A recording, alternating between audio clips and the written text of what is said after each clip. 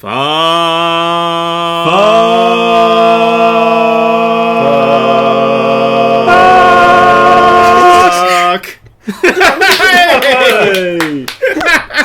Welcome, ladies and gentlemen, to the Nerd³ Podcast. Determined to break every single rule. You should smoke drugs. Right, today's show. How about that Syria, eh? There's blood everywhere. I just broke my leg. Oh, it's massively violent. Matt, put your tits away. Right, I think that was all of them. No profanity. You've got to cover profanity. Yeah. Someone offend a religion. Fuck the fucking Christianity. I hate those lesbians. Is that a religion? Good. Yeah, I don't think so. Somewhat extremist organisation. Oh, I really do like Donald Trump. Okay, lovely. Yeah. And harass somebody. Matt, you fucker. Of course you defaulted to me, of course. All our fucking brains went. Target acquired. Go ahead, Matt.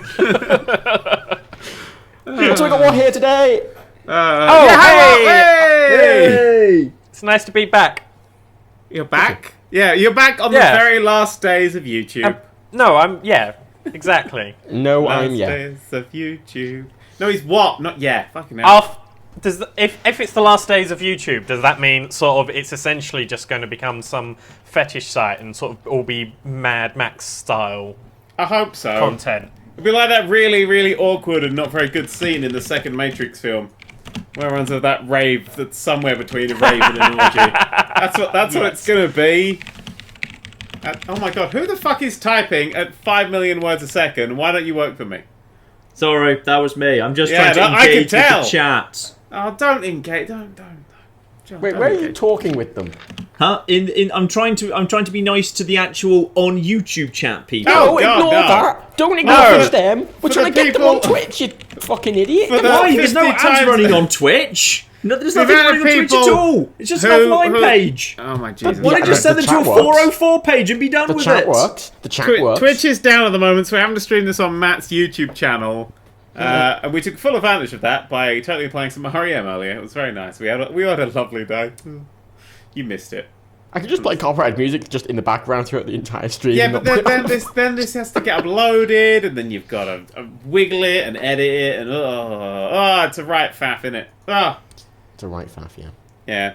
So YouTube's slightly fallen up its own arsehole again. It's fine. It feels more like it's going to be just another annoyance that flags some random absolute bullshit every now and then. It does explain why... Someone should probably just really summarise what's happened here, just for people who do not know.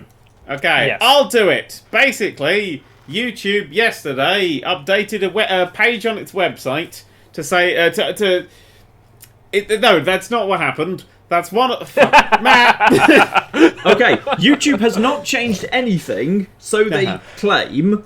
YouTube has instead simply Well, they have. started... They've updated all these pages and stuff. We proved that because I dug up the old ones and had a look at the old ones that are still there. However, they also confirmed at 7 PM tonight through their Twitter feed that they have not changed the policy or the enforcement, which is rather confusing because then why has there been a sudden spate of people being caught out? But they claim they haven't changed the enforcement at all, which is demonstrably false. Yeah, they're absolute pricks. They have changed the thing. It's definitely picking up on new words or new somethings. It's being a lot more aggressive. Basically, some YouTube's robots that figure out what is and isn't okay on YouTube have decided that a whole bunch of stuff that previously probably they would have just gotten away with it has instead said, actually, you can't run ads in this. Not that the video is taken down or receives a content ID or a strike or takedown or whatever, just that you cannot run ads on it. And the range of stuff is quite wide. I would like to say, right, a lot of people I've noticed on Twitter are going, ooh, censorship. That is literally the most incorrect possible word. I mean, they're not taking down the video, you can't run ads on it, which, fair enough, if you're full-time, that is quite dissuasive. Yeah. Is that a word? It's it's soft censorship, isn't it? Because it wouldn't be if YouTube had competitors that were viable, but it doesn't. So if you're the only game in town and if you want to make videos, the only place you can really put them and make a living off it is YouTube, and you say certain selection of videos can and can't make money, it's not censorship, but it is a very soft form of pushing people into a particular direction. It's a very soft, subtle form of censorship. I don't think the word censorship is entirely inappropriate. Now, at the same time, though, YouTube is entirely within their right, and as are the advertisers. I mean, it's a bit stupid the way they're doing it. In the same way that Donald Trump is entirely within his right to launch nuclear missiles at Russia. Well, no, but he should probably talk to someone before he does it. No, this is true, but the thing is, right, it's not like... I think you mentioned, like the idea that Machinima, like, they have 18 rated games in ads, right? Yeah, they do their own targeted ads and stuff. Yeah, now... That's the thing. There's no watershed on YouTube, and you think there would be some sort of... There is. This is every sentence. No watershed. There is. You have to be 14-year-old to create an account. Yeah. You have to be 14-year-olds. There, boom. There. You've got definitive. You have to be 14-year-olds to have an account. But you don't need an account to watch YouTube videos. You don't. But then you can only just run ads on the ones with people who have their accounts on. Yep.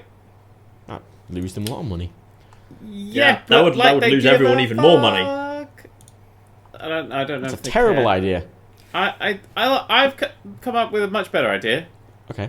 Well, I'm going to make video games and tell YouTube to go swivel on it. That's fine.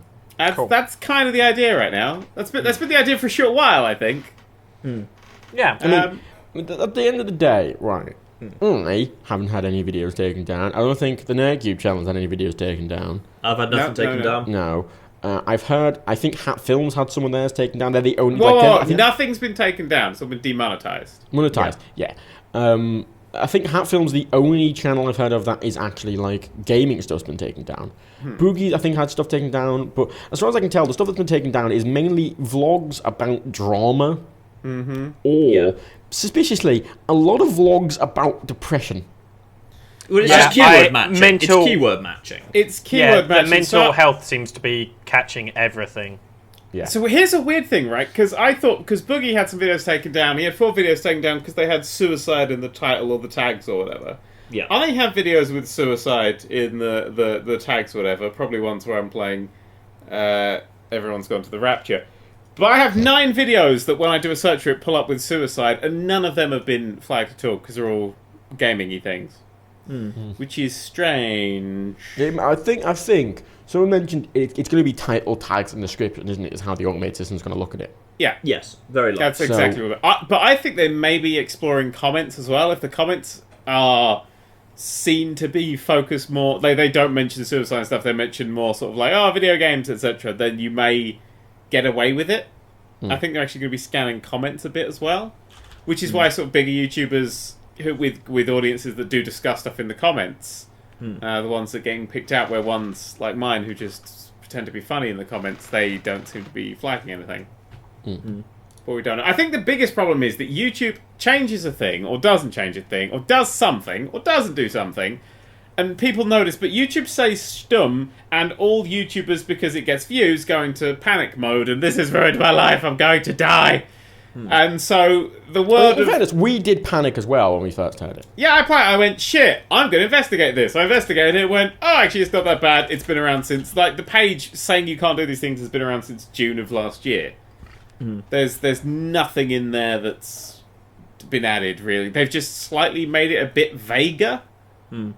Which in some cases, in some cases it's fine. In some cases, there are some things in there that you really don't think ought to be in there. Like, some things you can look and think, okay, fine, fair enough, extremism, violence, harassment, whatever, probably that's fair that doesn't get ads because not many advertisers are going to want that. But when you get into questions of profanity and war and political conflict and natural disasters and natural tragedies... Controversial subjects. Subjects. That's the sort of stuff which is so meaningless and wide-ranging as that's worrying for everyone. Yeah. Because that's like a law against breathing oxygen where the police just promise, don't worry, we're definitely not going to prosecute anyone for this. Yeah. Don't worry, we'd never enforce this until we need a reason to. Then they might. If you want it to be truly dystopian, I don't think that's where they're going. But if everyone's breaking an incredibly wide-ranging set of rules... I want to point out that there is the thing written in those terms that says if your video is for comedic or... What was it? News? Comedic or news, yeah. Yeah, that it's Apart from, fine. Under the sexual part, you can't have sexual humour. apart from if it's because the top bit overwrites the bottom bit, you can't have sexual humor unless the context is comedic. Is how you should read that. So it's my favourite contradictory thing on the page was you're only allowed to get away with these things if it's funny. No, it's not even that. My favourite. If not enough people laugh at it, we'll do you for it. Yeah, they've actually introduced this new laughometer. They turn all your viewers' microphones on, and if they don't have at least 3 during the episode, you get killed. Yep. You can't do the war political natural disasters thing says you can't do this even if it's not graphic. Then it follows up immediately by saying context is key, so graphic violence is fine if it's contextually appropriate. Yeah. So natural tragedies that are not graphic are not okay, but deplorable, extreme, overt violence is okay as long as it's contextually appropriate. And that lost me completely. But context is the vaguest thing when it comes to comedy. Like, what's a good example? The aristocrats joke. One of the most vile, horrific, yet surprisingly wonderful things that is not funny and is entirely designed to not be funny, but is a joke. What happens to that? Where does that fall in your context? Because that is entirely designed for A, it's like an advanced comedy, and B, it's for shock and horror value. In theory, could you begin every single video by telling the start of the aristocrats joke? And then just end it at the end and just say everything in the middle is part of the joke. That's a good idea. I'm going to do that. For me, it's like YouTube is what stand-up has become. Like, it's where people go to stand up, say, here's what I've done, here are some jokes. Sort of, this is the way that stand-up's going, except for the fact that stand-up is essentially based on most of the foundations of those things they didn't want. Yep. You see, the thing everyone's been and we saying... have TV shows. That's what I was about to say. That everybody's saying that YouTube's trying to be more like TV, and I'm sitting there going, the only TV popular right now is HBO, which is violence and swearing and tits. Yeah. That's all that's on TV right now. And that's all that's popular, yeah. Yeah, it's all that's popular. Sometimes all at the same time. Yeah, it's like, you're thinking like the biggest, most popular shows. It's not like, oh yeah, it's about some people who eat dinner. See, because I mean, other ones I would come up with of things that are popular would be Netflix shows seem to be doing quite well these days. But exactly the same guidelines. Robot Wars is excessively violent.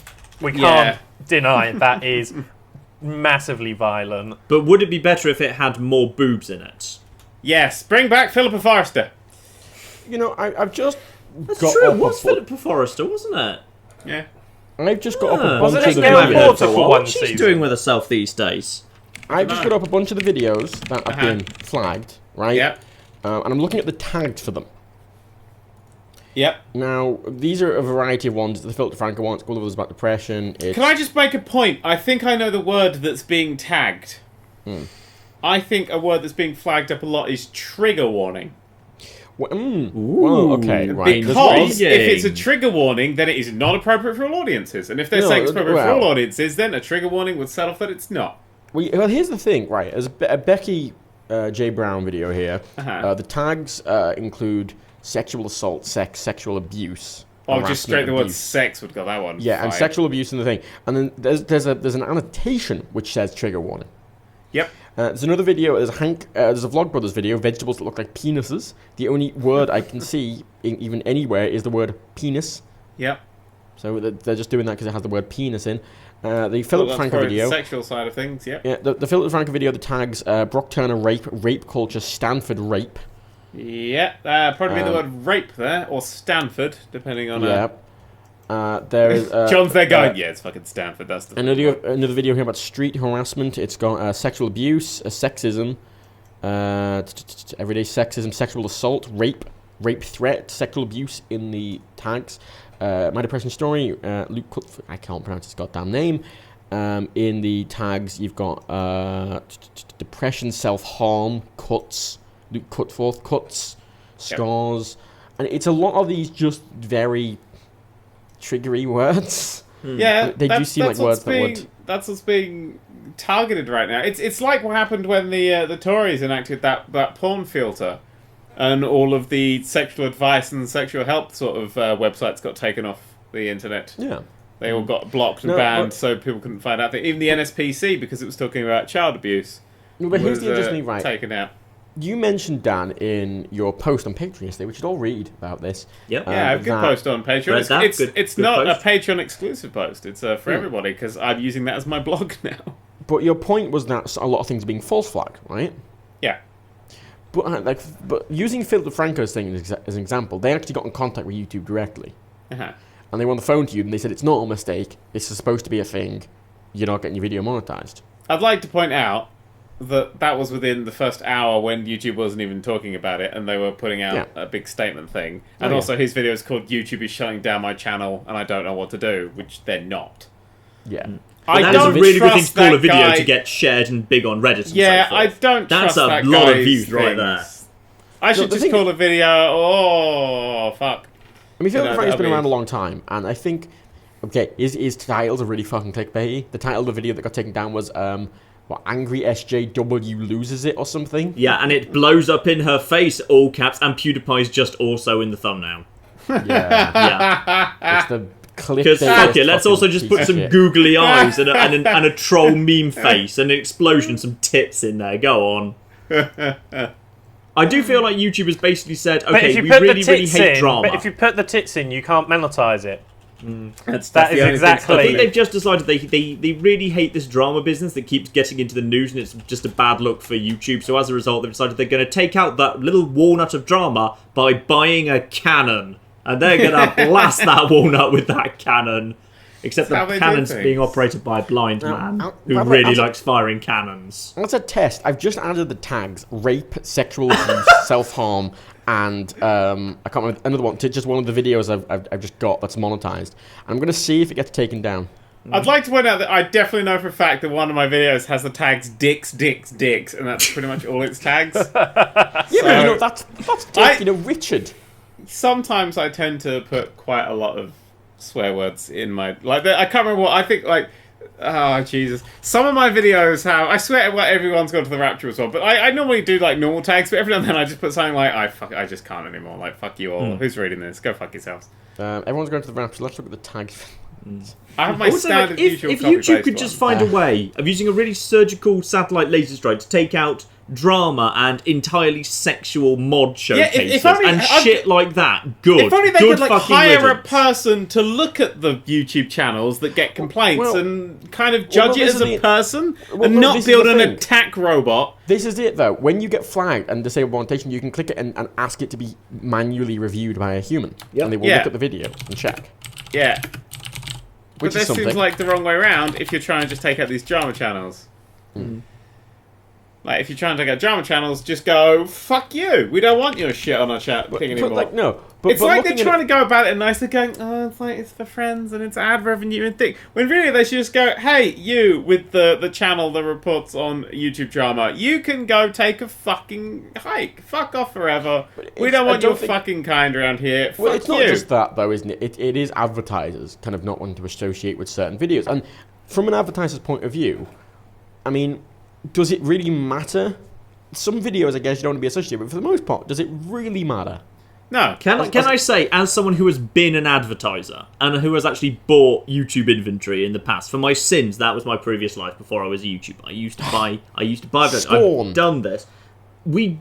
I've never run into anyone in the entire industry who cares about it in the slightest. Because the thing is, you don't buy an ad. You buy ads in the tens, hundreds, millions. The fact that a certain amount of that inventory is going to be garbage and show up in front of videos that are a little bit inappropriate, as long as it's vaguely targeted to the right audience, is completely irrelevant. Because you're never going to get 100% perfect, the right audience at the right time when they're properly engaged. You buy ads in the millions cheaply on a cheap CPM, and we as YouTubers know how cheap that CPM can bloody be. Yes. Knowing full well that a large part of that ad inventory is going to be wasted, because as long as it works a small proportion of the time and the click-through rates are a couple of percent to be fantastic, for example. So the remaining 98%, it doesn't bloody matter. I've never met anyone in marketing or advertising who cared that much about 100% appropriate audience profiling.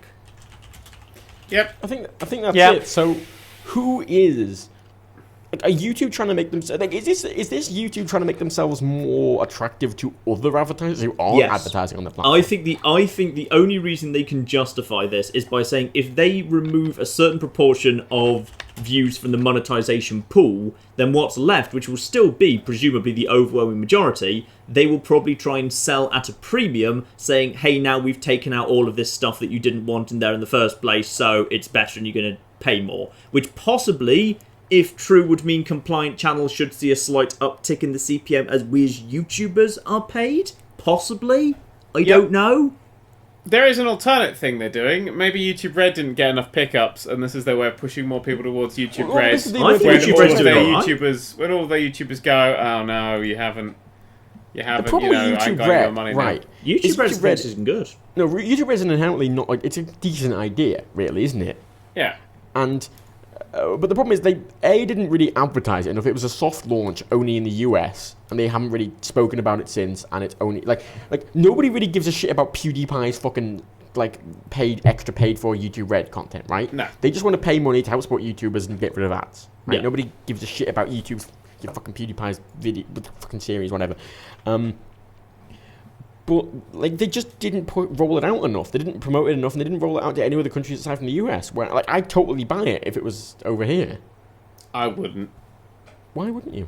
Because it doesn't appeal to me. I would. Just getting rid of ads. I don't watch YouTube videos really. Oh, that's true. I don't watch enough YouTube videos for the cost. I watch a lot of YouTube videos, and I like it for us. It's actually made quite a big impact on ad revenue. It's actually quite big for you have a big very American small audience, number though, of subscribers. We have a lot of Americans, yeah.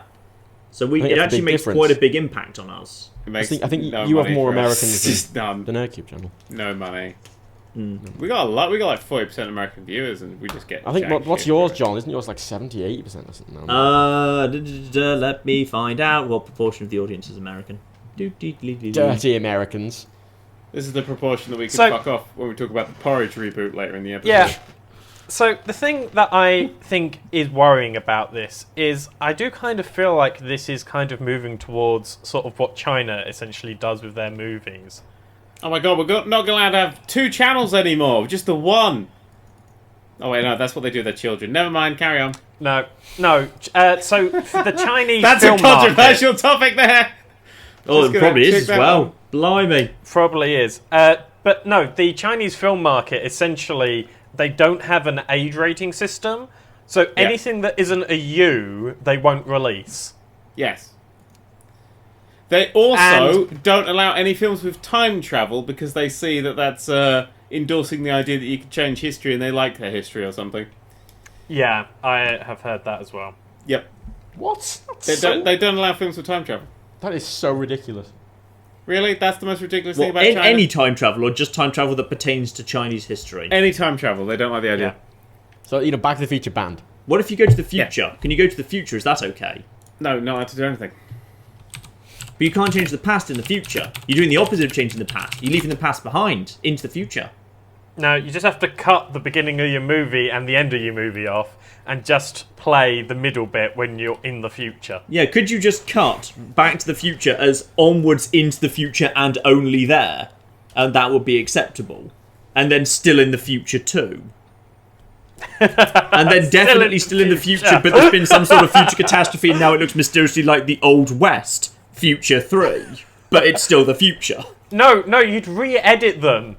You just How do show... you re-edit Back to the Future 3 to look like the future? The first How? one. No, the first one you release is Back to Mad the Max. Future 3. But You then they're release in the Back to past. the How did Future they get into 3? the past? How did they get into the past, though? It's not the past, it's the Mad Max. It's actually... Just release it as a Mad No, Max you just claim that the DeLorean is actually a stasis machine keeping them young, and then re-edit them. It's not doing a great job with the dock. That is one dodgy stasis machine. Anyway. Oh, wonderful. Should we start talking about gaming stuff now? YouTube's gaming stuff. That was YouTube stuff. That's very feel- important. Yeah, Not important. I'm just... It's a... Here We we have are. I've just done a very quick amount of 187,000 maths for you. Jesus. So red views are 1.5% of my views, but about like 30% of my entire revenue. Jesus Christ. Yeah. That's incredible. I'm going to do the maths on mine now. Oh, yeah. That's all lifetime. It's YouTube Red is 1% of your views and it's 0.1% of revenue. Wait a second. Oh, wait, hang on. I think I may have just got the math slightly wrong because that was set on lifetime and Red hasn't existed for lifetime. Let me just run that again. Okay, sorry, it's more like 3%. 3% of views to 30% of revenue, which is about right. Still because good, though. but all along, like, it makes sense a subscription model generates about 10 times per view as an ad-supported model. That's about right. You'd always expect a subscription model to be about 10x an ad-supported model. YouTube Red is 3% of my views. Yeah. And 3% of my ad revenue. Oh. I checked actually. When I slagged YouTube Red off before it turned up. We're 50% American too. We're only 50% American, and for us it's 30% of the revenue. 40%. So I don't know what's happening there. there. Maybe I just have higher CPMs than you. Probably not. Really my weird. CPMs are shinies. I don't understand how that is then.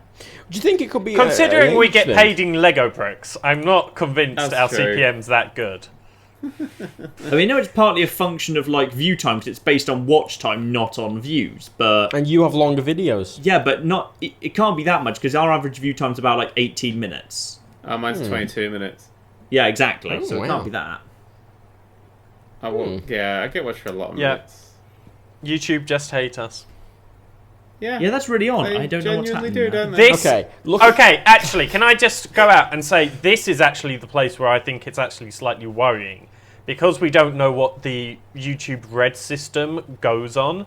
Oh, yeah, we'll never they know. decide to count some of the hits of being advertiser friendly into the YouTube Red numbers, Oh, that's a fair point, yeah. and is being monetizable stopping you from getting YouTube Red money from them? Oh, Like, fuck. these are... Where's my phone? I have to play It's the End of the World again. Sorry.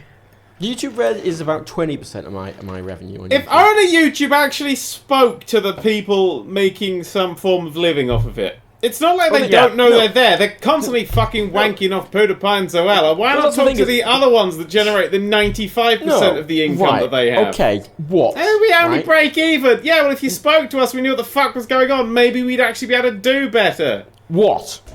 Yeah. Do you remember at Sitsi how, like, there was this very obvious YouTube elite that YouTube spoke to? I don't remember YouTube talking to anyone, but yeah, sure. Well, no. But there was this clear, like, thing about people who were in that group. What, you Are mean? you trying to sort talk of- about some sort of conspiracy without overtly talking about it no, right not now? conspiracy. But you Are know, you, it's are the you people tapping YouTube your like. nose at what No. right now? No, because there are certain YouTubers. No, there are a lot of YouTubers. That is in the poodle. God damn it! I don't remember really. I don't remember Wow. talking to anyone other than Ashens and Emma and our fans. No, but this is true. But the thing is, right, Why aren't Ashens and Emma in that grouping of our fans? Just saying. I think they're Ashens clearly yeah, not. He's you watching probably right now. are. Hi, Ashens. He didn't say hi back. He's not. That's 25 outrageous. second delay. no, but right. So there's a very clear group of people at these kind of events who are in with YouTube, right? Not as a conspiracy thing, but they're the people YouTube promote. They're the people YouTube put on the banners, and they're the people YouTube put on the fucking screens playing the videos. Yeah. And they're the people they like to market, and they're the people they like to talk to. Because I think they are the definition of advertiser-friendly content. It's not children's content, but at the same time, it's very friendly. It's Dan and Phil. It's that area. Not you, Dan. Steven Wonder. A different Dan and Phil. They want the Yeah. people who actually have a community where they care about the YouTuber, where they actually want to hang around and therefore are more likely to watch everything and have long view times and be engaged in diddly-diddly-dee. That's the So, ultimate. so someone like me who calls them all cunts and then talks about in-depth politics. I suspect the not vloggers have gonna an be advantage friends. here, because the vloggers have an actual, what feels to the audience more like a personal relationship with them. Yeah. We don't have that. We have a very distant parasocial relationship. And even that's strained, to be perfectly honest. Can I? I like to think less of like my fans as friends and more like that uncle that you hope doesn't come to like Thanksgiving. That's the level I want them to be at. No. Like Fans they're are like, fans. it's these guys. Oh shit, they turned up. Oh fuck, do you remember last year when they drank all the sherry and tried to fill up Nam? I mean, that was not a good time. That's what I feel about you people. But I'm glad you're here. Okay. I mean, I will. Your uncle showed up and tried to feel up his aunt. That's a really weird uncle. Well, that happens in Harry Potter and the Cursed Child. Buy it now. It's a piece of shit. Oh, it's worse than that in Harry Potter. I'm not talking about that again. Shit gets weirder. Anyway, you know the new YouTube space has a store to sell creator content stuff, and that store it was not built big enough for the number of creators out there. Like, I imagine if you go to that store, it has like nothing but the top 5 YouTubers stuff in there. And as the 744th highest ranked YouTuber, bollocks. I used to be the 300th top highest rated YouTuber. Gah, how the mighty have fallen. How's to that the top ranked? 0.01%. That was subscribers. Oh, really? Wow. Still in the top, like, fucking 3/4 of the first 1,000. The first 750. Yeah, that would have been an easy way to say that. I mean, you can take solace in the fact you're one of the highest on Patreon. Yeah, that's good as well, you know. I feel This is like John, I'm actually. still, you We know, are too. I think I'm like the 5th highest gaming Patreon in the world, which is mind-blowing. Get fucked, John. You have a Patreon, John? Wow, I don't know. Yes. Yes, I do. Oh, wow. You can get a monthly podcast exclusively from me with exclusive Q&A in it. Yeah. Is that this? Is that what we're doing right now? No. No, he basically does the Q&As that like you do once every 3 months, but he makes them completely exclusive to Patreon. Yeah, but mine are 100% exclusive. Oh. I like to release them because I'm better than you, John. Well, shit, I'm there we going to have to go. subscribe to John too. Yeah, anybody who's, by the way, just as a quick point, I've seen a lot of people who are like, I'm going to subscribe to you on Patreon now to combat this thing. Awesome, thanks. But if you haven't been a millionaire, no one's actually gone for the 1 million a month thing, and I will buy and write off a Lamborghini every month if you do that. It's worth it. I mean, Call just J.K. rename it to Rowling, just- call Richard no, Branson, it's totally worth it. Just rename it to the KSI perk sheet. I'll make a shit rap video as well. You know, I keep railing on KSI in these live streams, but it's because I fucking hate KSI. I'm not even going to try and dampen that. Oh shit, Keemstar's gonna be all up in this. Oh, that's drama. We're screwed. shit. KSI, he's gonna be mad at me when I go to EGX. Oh wait, he's banned. Yeah.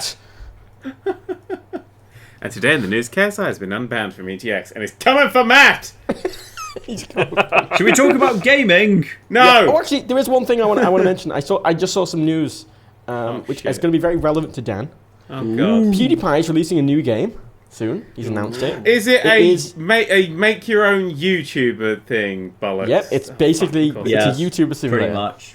I told you this was going to happen when you Yeah, this is pitched why we this. did do it, because I thought they'll all do it and we'll be shit. Yeah, but I worked it out within 2 seconds, and you Still took not about a 2 fun months idea. to work it out. Still not a fun idea!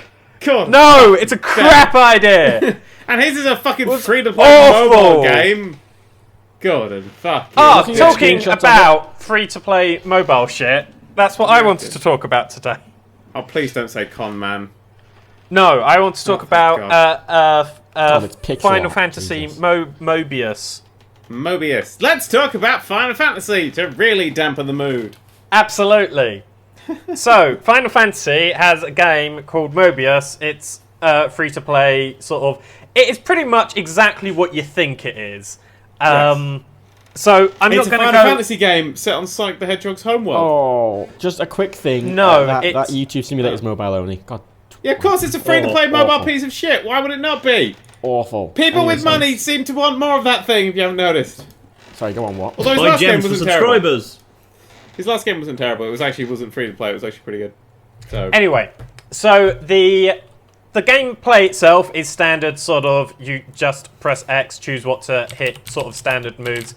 If you like Final Fantasy games, sure, go for it. But if not, okay, so it's did something really interesting with its plot. So I'm going to go through the plot points of the first 2 chapters, which is all that's out right now. Yep. I would say there's a spoiler warning, but frankly, it's not very good. It's just interesting.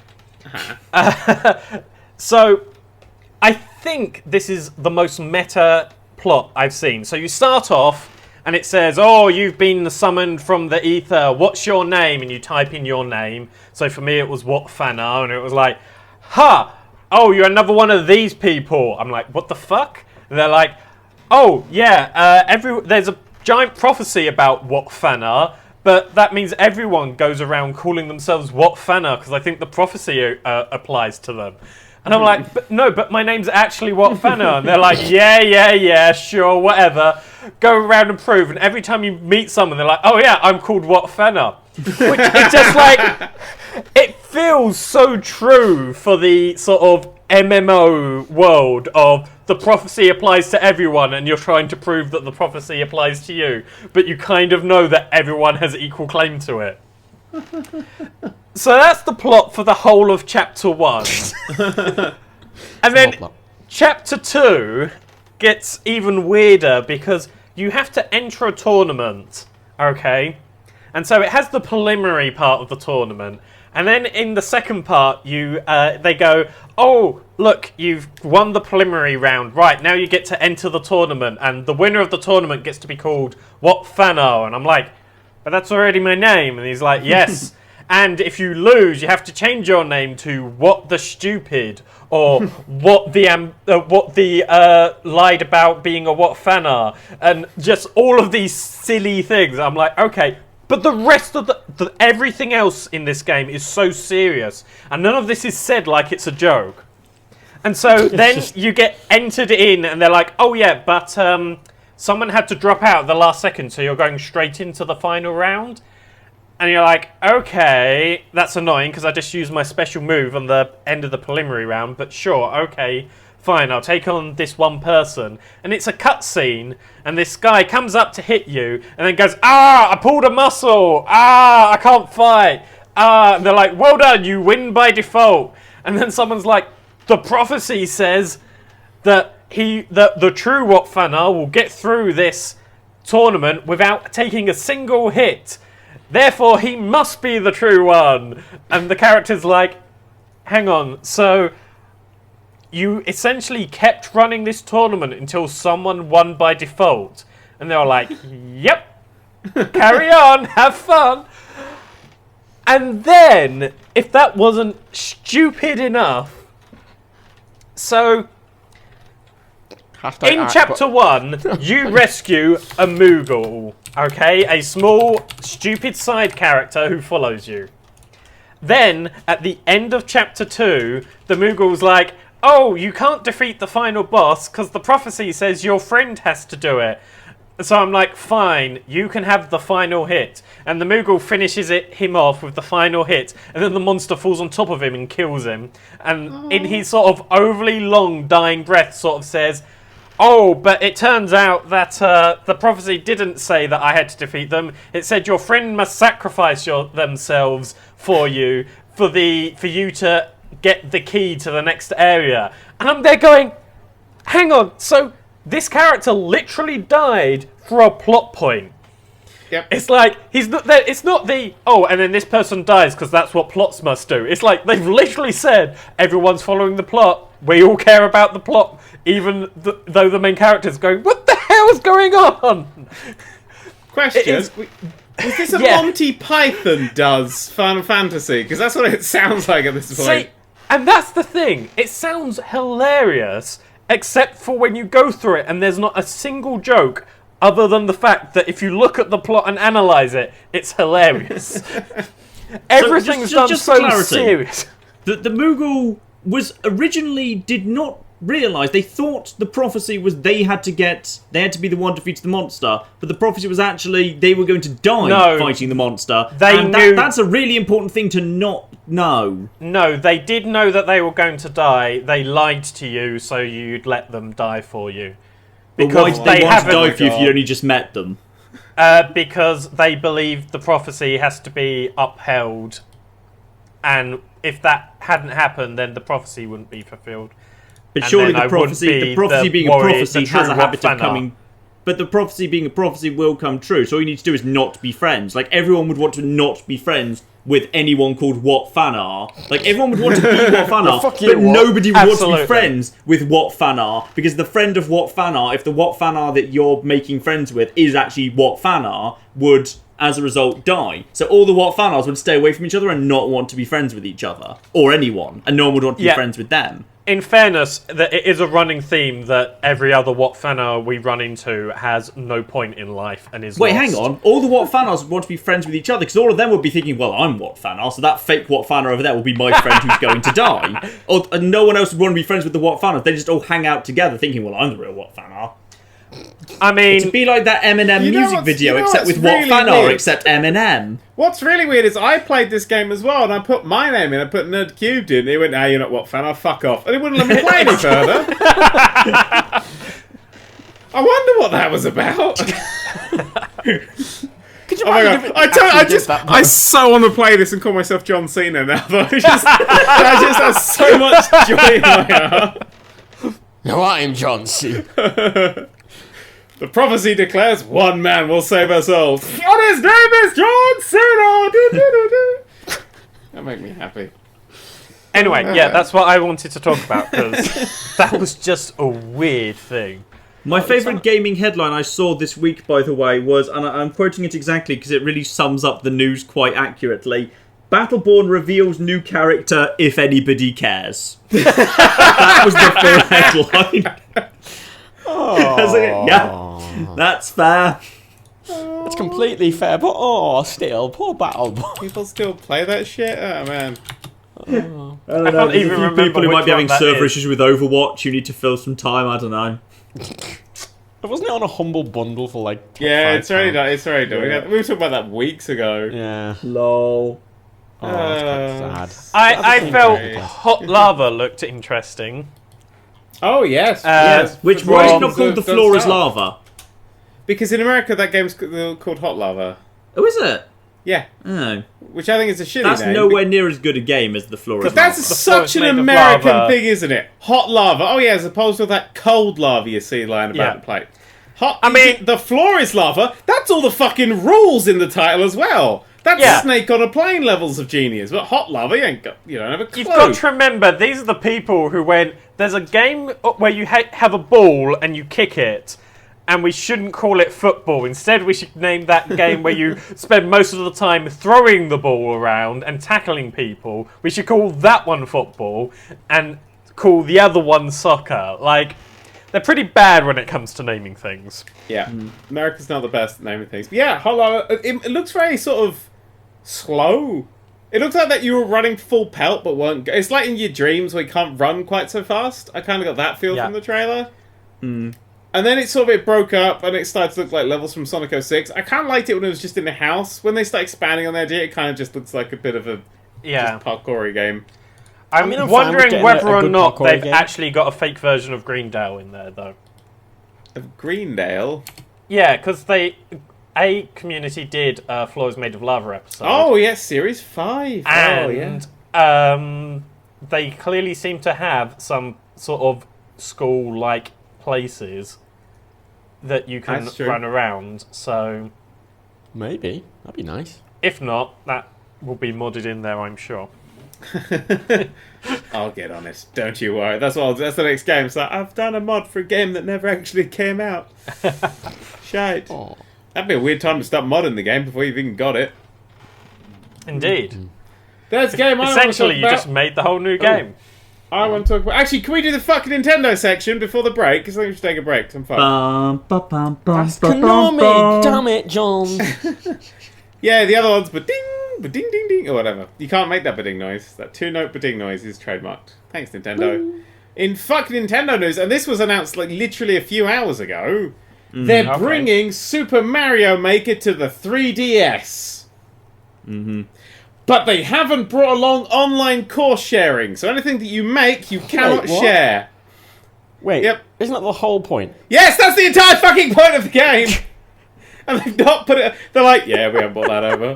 No. The entire point of Mario Maker was to basically, for some people somewhere, it was never you, it was someone else, would make one of those just push forward levels where you push forward and then you watched Mario being carried around but you didn't do anything, then you reached the end and then someone else uploaded that to YouTube.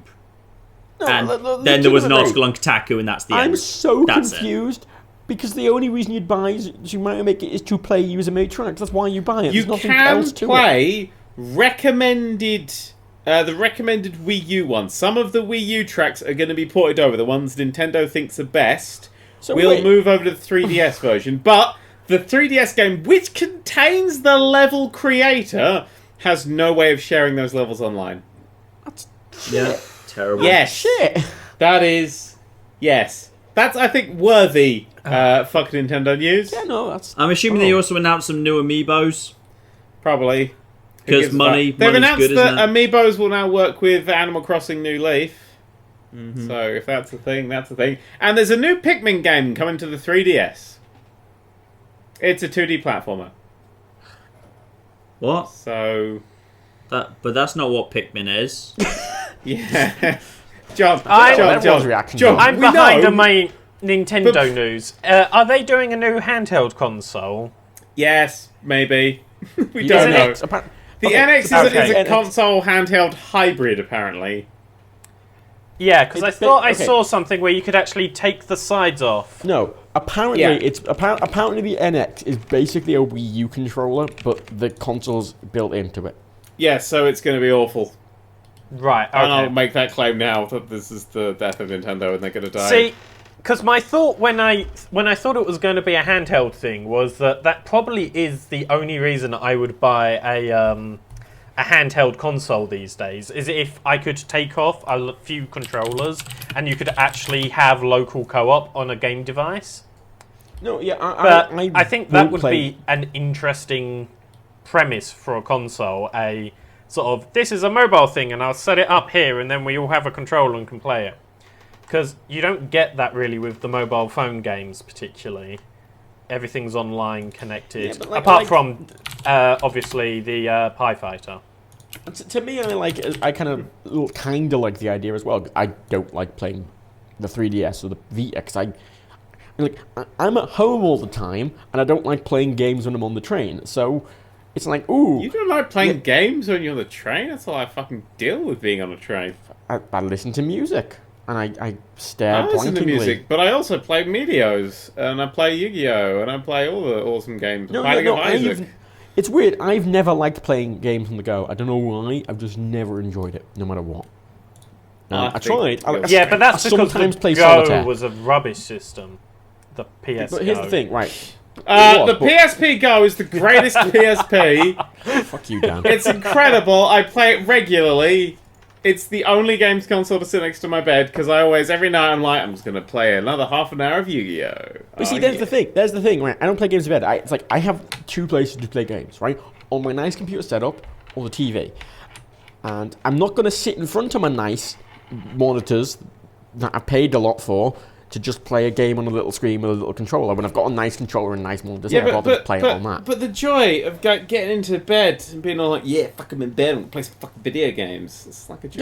Yeah, but I don't do that because I want to get into bed and sleep. I need that for my mental health. I can't do it. Yeah, separation of gamey space and bed space is important for me. No, everything is gaming reason I have a space. 2-bed flat. Yeah, That's the entire reason I bought I a kind of two-bed. like it sometimes to multitask. Like, I think there's something nice about playing something when you're watching something at the same time. Yeah, Especially there's so much certain crap. things I like to do. There's things so with. much I like crap to That's why I play have on multiple TV. monitors, though.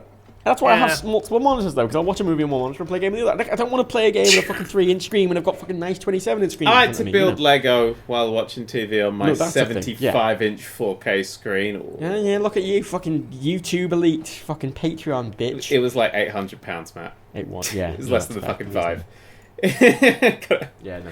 God bless you, sales. No, like I went to buy a TV, and I just didn't remember like TVs years ago being really expensive. And I went and it's like, how much is this like 40-inch like really nice TV? And it's like, oh, it's 250. It's like, what do you mean 250? 250. Well, oh, it was last year's model. Well, yeah, because a mobile phone is 1080 fucking p, and like we could do screens way better. So doing the big fuckers is the cheapest thing on the planet right now. Are you kidding? Yeah, I was a bit blown away. I was like, wait, what? Yeah. I feel it's a bit too small. Yep. I want to buy. I'm gonna buy one of those like 100-inch TVs, and then I'll be like, I should just be on my Vive watching stuff on my fake cinema. Yeah, Super sampling it. You see, still on the Vive though. I kind of feel like the pixel depth isn't really there yet. I feel with Yeah. super sampling, it's so much better. Oh, it is. I think the new Retro Arcade has that, doesn't it? Yeah, And it does you look can a whack lot up better when to you- 300. I mean, I whack it up and then I throw up because the game runs at 10 FPS. But you know, it's nice that it has it. I whack it up on the game stays. John, have you isn't it? played much Vive? I've played a bit of Vive, but like I struggle with a lot of it because like I think what it needs is a better system of tagging on Steam. Like it needs to have a very clear tag system for what is the movement mechanism in this game. It does. Which it doesn't right now. You really have to dig through to figure out, okay, is this going to actually have like blink controls or moving around with something else, or because I basically need it to have blink controls if there's actual movement. Because I can't be dealing with. I don't have my VR legs yet for using like the D-pad built into thing. I think that's horrible. Okay, horrible. now by VR support, import tracked motion controllers. Bam. Play area, room scale. Bam. There we go. There's walking around teleporty games. Here's an idea, right? How quick that was. John. Every player in VR games is in a giant hamster ball. And you just move your hands like you're grabbing a hamster ball and moving it, and that's how you get around the place. You can I've play seen Super someone Monkey actually Boy do VR. a model for that. Oh, I think it was on Reddit a week ago or something. I think what was it? I think it was. I like the thing Yahtzee said about how far do you go with VR. You know, just strap yourself over to one of these fucking treadmills, then you have like, oh, you've got to wear a vest that makes you simulate the good times. Then you get like Filipino children to slaughter chickens in front of you, so you get the smell of the fucking blood. You know. They have made. Filipino. Hang on. They have made. There was a Kickstarter for a smell version of VR where you depending on what game, you had to pre-made perfumes added in, so it would have your blood smell and your grass smell for your sort of, running through a field of blood and things. I thought it was just a joke they made for the fractured but whole. I like how we can say that name now. We just say the fractured butthole. That's just a thing. That seriously, that is my favourite video on the entire internet of the last month or so. Was Matt and Trey talking about how they got around because he wanted to put butthole in the title. It was the butthole of time originally. He's just sitting there trying to work out how to make it become like a different title, but keep butthole. He's there going butthole, butthole, butthole, butthole. Just like I shouldn't say butthole for a while. It's humongous. It's a humongous butthole. I'm actually quite looking forward to that new South Park game because my issue with the last one was they didn't have any gameplay, and this one seems to have gameplay. Yeah, no, that was the big thing. The last one was just. The last one seemed more like a proof of concept, didn't it? Yeah. It was a good. So It was nice. one of the best sort of like tie-in games if you're a fan of the thing, totally. but only if you're a fan of the thing. I mean, it was. I think a lot of the humor in South Park comes from this. I don't know. It was a bit too long to have the same humor as South Park as well. I feel that it wasn't as. Well, they're thinking of moving just into games, aren't they? Are they? Yeah, they're going to take the TV show. They think it's a better way of doing things. I have two DLC related topics to talk about. Oh, get you, Mister! I can afford DLC. Got both of them as codes, but whatever. Yep. I bought my Fallout DLC. You did, because you wouldn't wait for the code. I just wanted to buy a season pass so I could... It's my first season pass. I can now review my first season pass. Ooh. Someone asked me if I'd ever buy a season pass again after this fantastic Fallout 4 DLC. Would you ever buy a season pass again? No. Good. So, first, Nuka World, and then Just Cause 3 C1. Oh shit, I still haven't played that fucking thing! Well, wait, what was the second one? It's pretty shit. The Just Cause 3, new Just Cause 3 DLC. The last pretty Just shit. Cause 3 DLC, I believe. It's pretty shit. It's the cheapest as well. It's like, for some reason, cheaper than the other two. Is it because So it's got a boat in it. That's cheaper than an egg. No, That's cheaper it's than a massive helicarrier. No. We should get this out of the way, because it is one boat, like a sea base, and it took me like an hour and a half. Good. Did it have those animated cutscene things? No, yeah, it had those shit ones, but for some reason they moved a bit more in these ones than the previous ones. They weren't just pictures. Did they wipe out those Eden people once and for all? Well, this is the weird thing, because it... You seem to wipe them out in all of them. No, because it's weird, because it ended like... Because it's the end of the game, technically, yeah. Right? And it just sort of goes, oh, those dastardly kids, and then it ends. Because, like, you're stealing portable Bavarium shields, and then... Did it explain how they grew several new islands out of the sea? No, well, actually it does. Ooh. How did they do that? No, it says that it got, because the whole thing is that we're experimenting with lightning, and it just disappeared like 50 years ago, and then it just suddenly reappeared today because there was a lightning storm.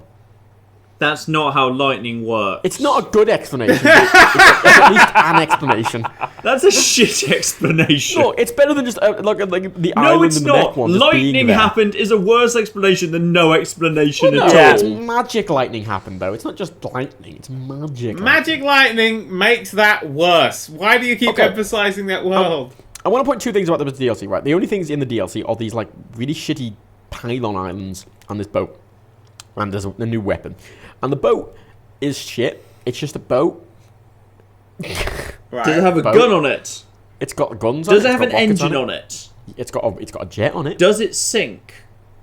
No. Pretty good boat. It's a good boat, but it's still a boat. It's a I pretty, have- What were you pretty bad expecting for the submarine. sea DLC? What were you expecting from the sea-themed This is DLC? a pretty awful Matt? It submarine. wasn't, but it was just released. They should have released it like first or second, not last. Yeah, Like- we've had that conversation several times, and haven't we? you sort of right. The whole point of it is there's 5 bases surrounding this internal base, and you have to destroy the 5 bases surrounding it, and they're all identical. They're all Okay. identical. And then you go to the internal base, you walk through it a bit, and there's some people there who you kill, and then you pick up a weapon and then you leave, and then you have to do this shitty escort mission that just got to be fucking obsessed with shitty escort missions for some goddamn reason. And you do some shitty escort mission, and you're like driving your boat, and you shoot some helicopters, and then you're done. That's it. Go. What could have saved it would have been if you fire your lightning gun into the sea, it causes a massive island that's procedurally generated to just rise out to the Oh sea. my And all of a sudden, God. you're playing God mode, and you can just make islands and mountains and sink I the wanna island point into the out, sea right, and raise new islands up. That would have saved it right there. The lightning gun is pretty cool. It is basically, you fire it and it like shoots lightning from the sky. It's basically a laser, like a space laser. Huh. In many ways. It's cool. It's kind of a fun weapon. But it's the whole DLC is that weapon. And I'm sad that like it was going, oh, use your boat to destroy things. And I'm like, mate, I have a jetpack. It's got guns on. Yep. I don't need the boat. It's like, oh, I need a powerful boat. Yeah. No, mate, I've got a jetpack. It's got guns on. I don't need the fucking boat.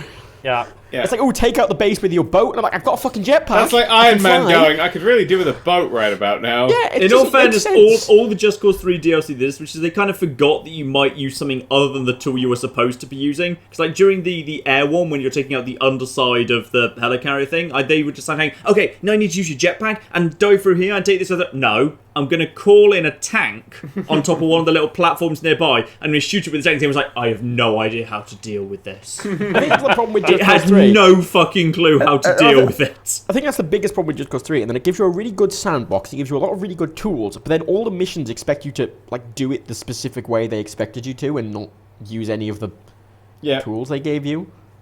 It's It's weird. It's very weak DLC. I mean, Awful. I've never really played good DLC that wasn't a big expansion packy kind of DLC. And I mean, this I want to isn't point out, good right, enough. it's £20 for the Air, Land and Sea, which are those 3 DLCs, which are the same price as Far Harbour. And to complete all of them, it's maybe if you do everything, it's maybe 6 hours. If you don't do everything and just do the main thing, it's probably maybe 4 hours, 5 hours. The jetpack's kind of fun. I don't think it added anything to the game, really. No, it didn't. I don't think It's like, little oh, you- DLC like that does. I've like I've when- never got a little bit of DLC that just adds a few more missions and stuff that's ever been satisfying. It's The thing never is, though, ever done a good I job. would have been very satisfied if it would have went, okay, here is pay us £2, here is a cool jetpack. Yeah, Pay us £2, here is like a they cool did mech. in Just Cause 2. Yeah, here's £2, here's a cool boat. You don't need to make a fucking like big mission out of it. And if you're gonna just like charge £2 for each of the things and then make a bigger expansion and charge £15 for that and actually make it like a proper story thing. I don't mind the Paradox style DLC model, where like they do the big strategy games and that you can basically just bring in little extra bits and pieces and set pieces and mechanics that you want to, but like they're very, very cheap. Yeah, Like if you they're have still the releasing cheap- those years on for like Crusader Kings 2. They're still bloody getting those. You can just pay, a couple of pounds or whatever to bring in like a big plague event that can sweep through Europe at some point or something. Yeah, And you can decide whether or not you tiny- want to bother having the plague. Cheap and tiny or big expansion packs both work fine, but it's that middle ground where most DLC falls that Finally- just isn't good. Finally remembered a piece of DLC that I like. Little Big Planet had that Metal Gear Solid, which was That was a few really good levels. because that was like what, £3, added 5 new levels, and the water tool, the water gun tool. Yeah, the paint gun tool. Yeah. Paint gun, yeah. That was wonderful. sense. Totally changed how the game works. DLC, right? It should expand on the game. It should give you. It took me that long to think of one, though. That's it. I think. But I put that in the small little kind of thing, though, because it really was like Yeah. sort of £2-3 kind of thing. I always said that, like the Fallout DLC is generally very good because it is these kind of expansions. It's a big new area, it's a new story, and, it's a, 3-4 hour thing, and good. Oh, it's more than 3-4 hours. Well, if you want to complete it anyway.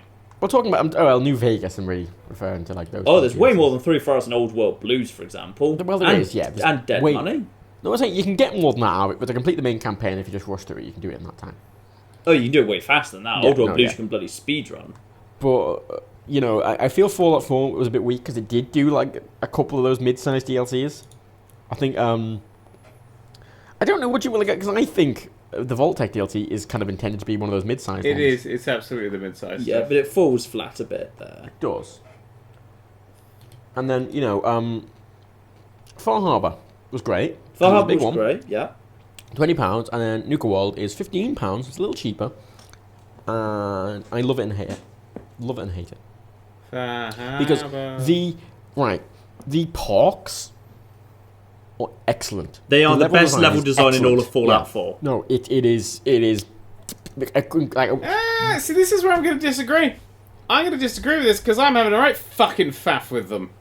Because they're all very sort of like 2 or 3 story buildings, and I fly around in a jetpack a lot. And the amount of times I've just warped into a new place because I've jetpacked into an area somehow that's like they've sort of like walled off buildings, but like anything above them teleports you into them. So quite a lot of the time, I'm randomly teleporting into places and getting load times. I think the I'm flying around with with the the jetpack. The jetpack doesn't really feel like the game was made like to balance. They the don't jetpack, put but it in the fucking game. I know, like I don't use the jetpack for that reason. It's nice that it gives you... It's actually, like, in the base game, like, the jetpack gave you really no advantage. Like, it does actually give you a strategic advantage in Nuka World. You can just go up to a ledge and snipe people from the ledge, which is nice. Or bypass entire Like, in sections. Kiddie Kingdom, you can just basically get up onto the roofs and ignore the ghouls entirely, and ignore the rads as well, coming out of the spreads, which is kind of cool. If you want to play it that way, it's a good tactical advantage. Actually, there is a tactical advantage to having a jetpack, whereas normally in the base game, there's no reason to have a jetpack. It's just It's cool. to fuck the game up. That's what I used it for. But This is Try to why climb that fucking whenever mountain you with play, the jetpack. this is why whenever you play a Ratchet and Clank game, and then at the end you go to the museum, they're like, "Here's a device that can let you go anywhere. We didn't put it in the main game because it fucks everything up." Yep. At this point, Like, this dear. was a nice idea. We couldn't work out how it didn't fuck everything up though. So I looked up the Metal Gear Solid 2 DLC. Oh, sorry, the Metal Gear Solid 4 DLC for Little Big Planet 2. It was $6. It contained the 5 levels that we said. You got a new costume for Sackboy, 72 new stickers, 12 materials, 10 decorations, 18 objects, 3 new background tracks, 1 new interactive music track, 1 new Metal Gear Solid themed sound object, new plasma ball. Remember, plasma balls were huge back then. Laser sight gadget, the search lamp got an upgrade, and the paintinator. And and that was like just $6. and that was the massive. fact that you could make things into with the paintinator, you could sort of add And health even bars if you hadn't onto bought the things. DLC, people could still use the paintinator in the levels. You only needed it to build the levels, if I remember rightly. Yeah, I think you might be right. Actually, Yeah. I think you're right. But like, yeah. going back to Nuka World again, because I want to rant about this. Yeah. Okay. Love You're the right, level it is design. good, Matt. It's very good. It is good. Well, this is the problem. I loved it, and then I got like near the end, and I went, "This is shit." Because as I said, the level design is excellent. I love all the little side quests in each area. I love the entire quest in Kiddie Kingdom. Yeah, I love all that's the lore great. behind that. How thoroughly have you explored the outskirts of Nuka World? I went everywhere. So, we're probably about to do some spoilers. Cover your I ears if you found don't- the person you're talking about. Yes, there's a Well, real that's- sting yes, in the tail to spoilers. that quest. I want to that's point out though, heartbreaking. that entire I've moment not was done ruined. that yet.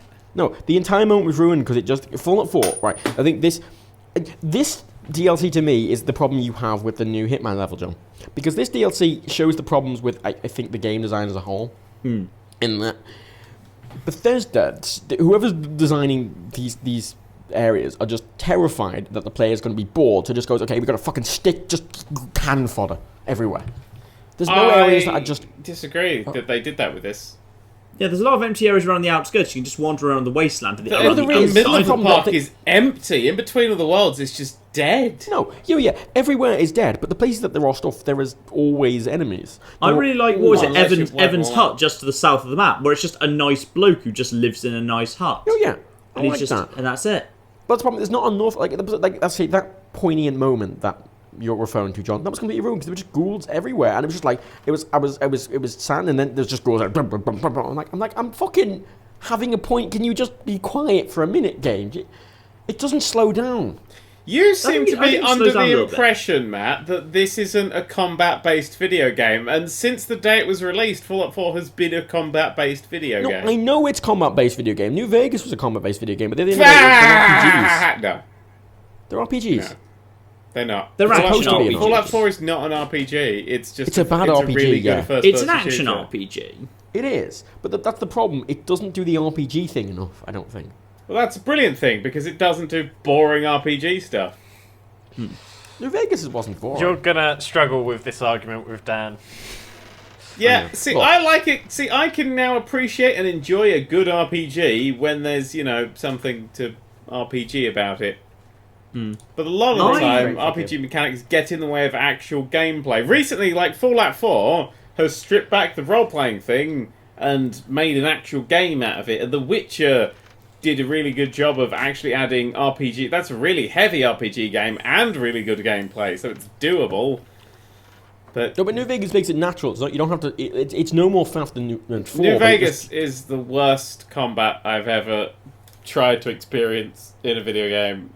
And they're just horrible. They're unplayably good. Because I've gone back to them now. I like Fallout. I really enjoyed Fallout 4. I have tried to play them, and I've given up after like an hour and gone, weird, no, though, this because is terrible. Functionally they're not that different to 4. They're not at all. So different. Just VATS is a lot less accurate in New Vegas than 3. I think they made VATS way too accurate in 4. Just the feel of everything just feels terrible. It feels 1,000 years old. It feels a bit dated, but like functionally it works the same. Maybe. I mean, you can mod in a few like little like improvements, like the Fallout 4 looting system and a sprint. I've done those things, but it's still just a bit. There's some great. Also, New Vegas is the most boring fucking looking video game in the world. It's like, hey, what colour's everything? Brown. Okay, good. That's orange. Thank you very much. Or really like intrusive red or green, depending on where you go. You can mod that out. But this is the thing, right? Because Nuka World, to me, as I say, it does all this combat, and I really like the, Kitty Kingdom. I really like the stories behind this. I really enjoyed the Safari World with the Tarzan man, with the ghoul. That's the only bit that I've done. I went and did that guy, and then I shot some things, and then I was like, Ghoul-rillas. You know what bothers me about the ghoul-rillas? If you kill them, the meat gives you 0 rads. They're ghouls. How does the meat have 0 rads? No, because most of the like enemies in Nuka World are just like normal ones that are retextured, and the gorillas are just normal synth gorillas but retextured. Yeah, but it's a ghoul-rilla. Yeah, it's clearly mutated by rad, so why isn't it radioactive when you eat it? I don't know. Also, they act like normal gorillas as well. Yeah, like they're not feral. They're just. Well, they're a lot tougher. Did you get the gorilla following you around as the companion? Yeah, no, they're tougher, but that's what I'm saying. Like they're not feral. So, but anyway, there's that, and then there's the Galactic World, which has like I think 4 smaller like dungeon type rooms, which I quite liked. And then you've got the bottling plant, which is shit. That's shit, because that's just straight up murder stuff. Here's a big list of stuff to murder. Go in. Here's a few Milex, and then you're done. It was like, a few Milex and some Assaultrons. And I was like, oh, is that it? Like it was a really big looking factory, and I thought it was going to be a big, exciting time. No. The Nuka Queen's quite tough, but not for me though. Like I have an explosive combat shotgun; it can just kill anything. Yeah, pay and spray over here in level 192. Like, not really felt much resistance, especially not in the arcades. Fucking hell, pay and spray in the arcade. I'll have 1,000 tickets, please. Every single time you play the shooty one. Like, between pay and spray... That's cheating. And, like, you should only use the gun they give you. Well, fucking... no. But this is not the thing, how right? that works. Because there's a thing for 28,000 tickets that I want to get. I don't know what it is, though. Look, I love this. I love the level design on Nuka World. I love that entire, like, good thing. But the overarching story on Nuka World is shit. But it's not. And That's not supposed to be a story. It's a vacation. It's a fun little goodbye. No, but it gives you an overarching story. Does it? There's not the really any Raider story stuff. there. It is. The Doesn't- Raider stuff What's the is- story? It's like you go, you know, there's the whole thing with Gage, and he's trying to get you to take over the Raiders, and he's trying to make peace between the Raiders, and all this shit. And I was, you know, I got into it. I was going, oh, you know, Raider conflict, I will make peace between them. Maybe I can reform them, you know, that kind of thing. And no, your two options are go through them and completely, you know, do all the Raiders shit and be evil, or kill them and the game ends. That's not what I'm doing.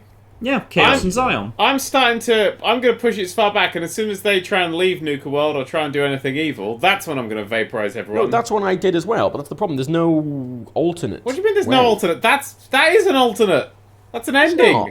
Yeah, aside it's from not. all the choices, there's no choice. You're there going, I hate this game because it doesn't let me No. have enough choice in RPG. No. And a point where you can actually roleplay your character and go, No, fuck all what- you guys, is the No. thing you start pushing No, back against. I'm very happy there's a fuck all you guys option. I'm happy that there is the option to just fucking kill everyone, because New Vegas gave you that option. It was great that it gave you that option. But New Vegas also gave you other options. There were peaceful options to do everything, there were hostile options to do it, and there were evil options, and then there were the kill everyone options. There wasn't just evil or kill everyone. It only gives you two options. No, there's not. I'm pretty confident looking at it that actually, next to some of the other DLC and some of the base game, there's actually a lot of pacifism you can do in Nuka World. There's actually quite a few. I think possibly some of the worlds, fair few of them you can do without killing. No, you know, I agree. Galactic World would be fun to do completely pacifist. Kiddie Kingdom, 100% pacifist. I want to point out, I'm agreeing with the worlds. I'm talking about the just overarching Raider story, specifically. yeah, but the Raiders, fuck them. That's the point. Fuck them. And I wanted to, and I was going along with it, because I did kill everyone initially, and then it sort of went, oh, you're welcome back to Nuka World anytime, and it went, okay, I've completed it. All right, I'll reload, because I want to, you know, do quests. So I reloaded, and I did them all, and it was like, let's go to take over the Commonwealth. I was like, right? And then he was like, okay, Well, that's which the settlement point. do you want? Matt, now you're blaming the fact that you should have started killing everyone. No, I did kill everyone. But If someone's like, hey, shoot this guy, you shoot the guy, like, oh, wait a minute, I wanted there to be options after I shot the guy. No, You shot the guy, no, Matt. Why did you shoot the guy? No, I only did that Stream's because I fucked wanted to too, see... Matt, but why did you fuck the guy? I wanted to see what was there, alright? I did it because I wanted to see what was there. So I tried it out, and it's not made well. I don't think the whole Raider, like, take you over bit thing. You have to what do it a it few does- times, though. You have to do it a few times, though. No, but that's the problem. My problem with it, though, is it goes, it goes, you know, take over settlement, and, you know, you'd be doing this at the end of the game, right? You're generally going to be doing it at the end of the game when you're higher level, and you have most of the settlements already. Matt, you stopped streaming. Yeah. I know. Just don't mention it. Keep going. I was trying not to bring it It's up. just the VOD. Sorry, I just looked, a lot of people were tweeting me, and I was like, oh, it stopped streaming. I was fixing it. You said fix it, so I was quietly It fixing says it. it stopped streaming, Matt. Yes, that's Yeah. how I'm fixing it. Matt, it stopped streaming. I'm But the restarting it. VOD people must know. They must get extra information. I was just trying to keep it going. Oh, well, you failed. Like your arguments for Nuka World. Because you see, the problem I had with Nuka World was that I understood that they wanted to go, hey, everybody could go and be evil bastards, but the rest of the game leading up to this point, the hundreds of hours that you need to play to get to that point, you don't have evil options. So it feels like Yeah, a bit of that's my problem, a yeah. gear change, a bit of a clunk. I mean, you can, of course, walk away. Spec Ops taught me that that's a thing. But what I'm doing is I'm taking over all the areas and I'm not actually giving them to anything, and I hope they'll just kill themselves at the distance. Yeah. I'm kidding. I'll play that beautiful, happy Nuka World song while slaughtering them. Because But this is what I mean with the evil Wonderful. thing, though, because it's giving you an evil option, right? It's giving you an evil settlement option, and it kind of. I tried to do it because I wanted to see what it was like, and it was like it gave you the options, and I own all the settlements. So it was like choose a settlement. It's like, well, I own all of these, so I chose Starlight Driving because that was where I had like a fighting pit. So I thought that'll make sense for Raiders. And I went, are you sure that's one of your old haunts? And like, well, I own it, I guess. yeah, And but it's like, you're telling Raiders to invade a thing, and you were getting confused by it. No. I just mechanically, right? Just hear me out, right? So I you own don't the want place. to. You own the place, and you can go there at any time and just tell all the settlers to leave and go somewhere else. There's Which nothing you stopping blatantly from- should have done. Yeah, why Yeah, did you do should that? have. But here, just, I was experimenting. Hear me out. I don't want to hear So about your experimenting. so you go there, and it goes, you're on Allied, and you go, I want to talk to them. So you get there, and, you know, there's some woman, just some random NPC, sat on the chair you built from your own bare hands in the fighting pit you built, and you go up to her and you go, hey, you, and she goes, yeah, doesn't know who you are. It's like, well, I fucking built, okay, right, leave now. Was what I could have told to leave anyway. Like, the mechanics don't gel with the rest of the game is my point. Matt, Yeah. I literally have no idea who lives in my settlement. I don't ever spend time to them. They turn up when I'm not there. I don't either. But here's the other thing. Here's the other thing, though, right? So you There's, expect them to know who you are, even Yeah, if you don't know who Matt's they like- are. Matt's just You're going like up the to people shittest in... manager in the world. No, he's a celebrity. He's the one where he goes in and goes, "Don't you know who I am?" Don't you know who I am? built Woman the wearing a settlement. hat and short man. Okay, Those Matt, are my two favourite settlers, If the hat woman person and short man. who built the house you live in came into your house and went hello, Okay. you'd go, "Who the fuck are you?" You wouldn't go, No, "Oh, okay. it's Frederick Bolden, the builder of my house." Okay, I've got two other examples, right? Abernathy Farm, right? Mr. Abernathy, who I, did quests with him, I always did pumpkins from. We're pretty good pals, me and Mr. Abernathy. Then why are you kicking you out of his settlement for raiders? Yeah, you prick. Because I was testing, but look, listen. Wow, I yeah, went yeah. up When to him. people say experimentation, it normally means like lesbianism, not murder and rape and pillage. Look, I did this because I wanted to talk about it. Look. This he sounds goes like to Matt's experiment here went as well as the time I went to that lesbian bar. No. I feel like listen. Matt's gone, "Hey, the game generally wasn't designed for this. Let's push it and exploit it," and that's Well, my no, thing, Matt. No, you say this, it's not designed for it, but they put this raided takeover mechanic in, right? And the only time you're really going to be doing it is at the end of the game, as you say. And when you're at the end of the game, you already own all these settlements. What's the point in even having this thing? Because it doesn't gel with the rest of it. So, you go to Mr. Abernathy and, Mr. Abernathy, you and Mr. Abernathy are friends, and you go, "Hello," and he's like, "Oh, who are you?" It's like, what the fuck, I've met you like 50 times. And you're like, "I'll pay you to make crops for us." And he's like, "Oh, well, I guess the rest of them aren't going to like this. Like, I'm paying you to make crops." Well, And it's then- a catharsis thing. It's blatantly a catharsis thing. Lots of people were really annoyed at settlements and didn't like settlements and didn't like having built settlements. So it's your chance at the end of the game to just say, "You know what, fuck it. Those particular two people who kept getting attacked who I don't like, I'm now just going to set a horde of I people understand, wearing but terrifying elephant masks here's on the them other to thing. screw them." Here's the other thing, right? Kingsport Lighthouse, right? Yep. I own the settlement. No one lives there. It's completely empty, right? Yep. It's my house. Like, it's my personal lighthouse, essentially. Right? No, it's not. It belongs to the children of Atom and you just murdered them. Yeah. And then didn't do anything with it. Yeah, but at that point in time, it's unoccupied and I'm the controlling interest. You have to By pay for international what- law, fuck you. Yeah. Okay, look. Fucking Taffington Boathouse then. Fuck it. I'm Taffington now Boathouse, scared empty. ever to meet Matt again. Yeah. Taffington Hear me out. Boathouse That's belonged to a mine family now, before I'll there was a just kill tragedy you. involving children being eaten by blood bugs. It doesn't matter. Look, shut up. The point is, they're empty game-wise, right? And canonically, you're the controlling interest. You are allied with the settlement. You're the only one who lives there, right? You're the controlling No, interest. of the you settlement. never control anything. You're signing it up for someone else. You sign it up to the Minutemen or to the railroad as a safe house. You never take didn't- anything for you. What, Matt, I didn't you do either are of those. the estate agent of the wasteland. No, And you haven't yeah, realised that. No, I owned it. I didn't give it to anyone. It's my place. I've got a bed there. I live there. It's mine, okay? No, Fuck you you. signed it up for a Isn't faction. this what No, I didn't. the British He did did. to When did I the sign up for a Native faction? Americans? When did I sign up for a faction, John? Because every settlement belongs to a faction. It has a designation. No, it doesn't. Yes, it does. You have to. It doesn't just default owned belong. Yes, it to a does. faction. Any settlement that is not taken for a particular quest defaults to Minutemen ownership, as Fuck far off. as the game is concerned. Okay, well, okay. As far as the game is concerned, but fucking that doesn't make any sense. Yes, it does, because you're the Okay. general of the Minutemen, so you took it over, so therefore it's Okay. Minutemen, because you Just are the hear- Minuteman general. Okay, fine. Just hear me out, right? So Well, you do the that. You take over the place. Minuteman I'm living. So General. having the boathouse. I'm living there alone. Okay. Yes, as the Minuteman general, so it's a Minuteman settlement. Okay. Yeah. Okay. I'm living there alone. Right. Just hear me out. Right. So I go. Okay. We're hearing you out for I the got last this fucking guy. 5 hours, Matt. Come on. Cause you keep fucking. God damn it! Just let me Just get my get to point out. just tell us about your wanking schedule in Taffington Boathouse and let's be on with it. Taffington Boathouse, right. So, I can just make people move into Taffington Boathouse, right? Yes, you can. Normally. Settlers. And then, so, like, I've got these other people who happen to be raiders. I'm like, okay, I want them to move into Taffington Boathouse. It's like, well, you can't persuade anyone because there's no one there. I'm like, oh, it's like, so you have to do it aggressively. Then you get there, and then for some reason a bunch of Minutemen turn up to, like, defend Taffington Boathouse. Yeah, because Well, as they I own just it, said, yeah. it belongs to the Minutemen. Yeah, but then the Minutemen, instead of what, like, you know that mission where, like, they're attacking a synth, the Minutemen, and you can talk to the Minutemen, and you're like, I'm the general, and you can pass a speech check to get them to go away. No, up in there, they just open fire, and it's like, I'm your fucking general, you're gonna even ask me what I'm doing. No. My point is, it doesn't gel. I'm not saying like you should do it because I was testing and then I reloaded it and it undid all So of it. you played through all the actual bit of this expansion pack and went, this was really good, and then you got to the little bit at the end which is completely ignorable and decided after playing that for 5 minutes and experimenting in ways it wasn't designed for that the entire DLC is shite and No, Bethesda's that's head the should be on only. No, strikes. you say it wasn't designed for that, but that's the only way to do it. You said that. What? You said that. But Said what? you said it because you've not explained properly why you even thought that this was... You keep going to your experimenting. At It's not any even point you what wanted, you could start murdering raiders because it's blatantly the right thing I to know. do. Yeah. But that's the thing. Which that you've I been don't- doing the entire game up to this point without question. Yeah, as soon as I get You've this been place shooting powered raiders up, on sight the entire game.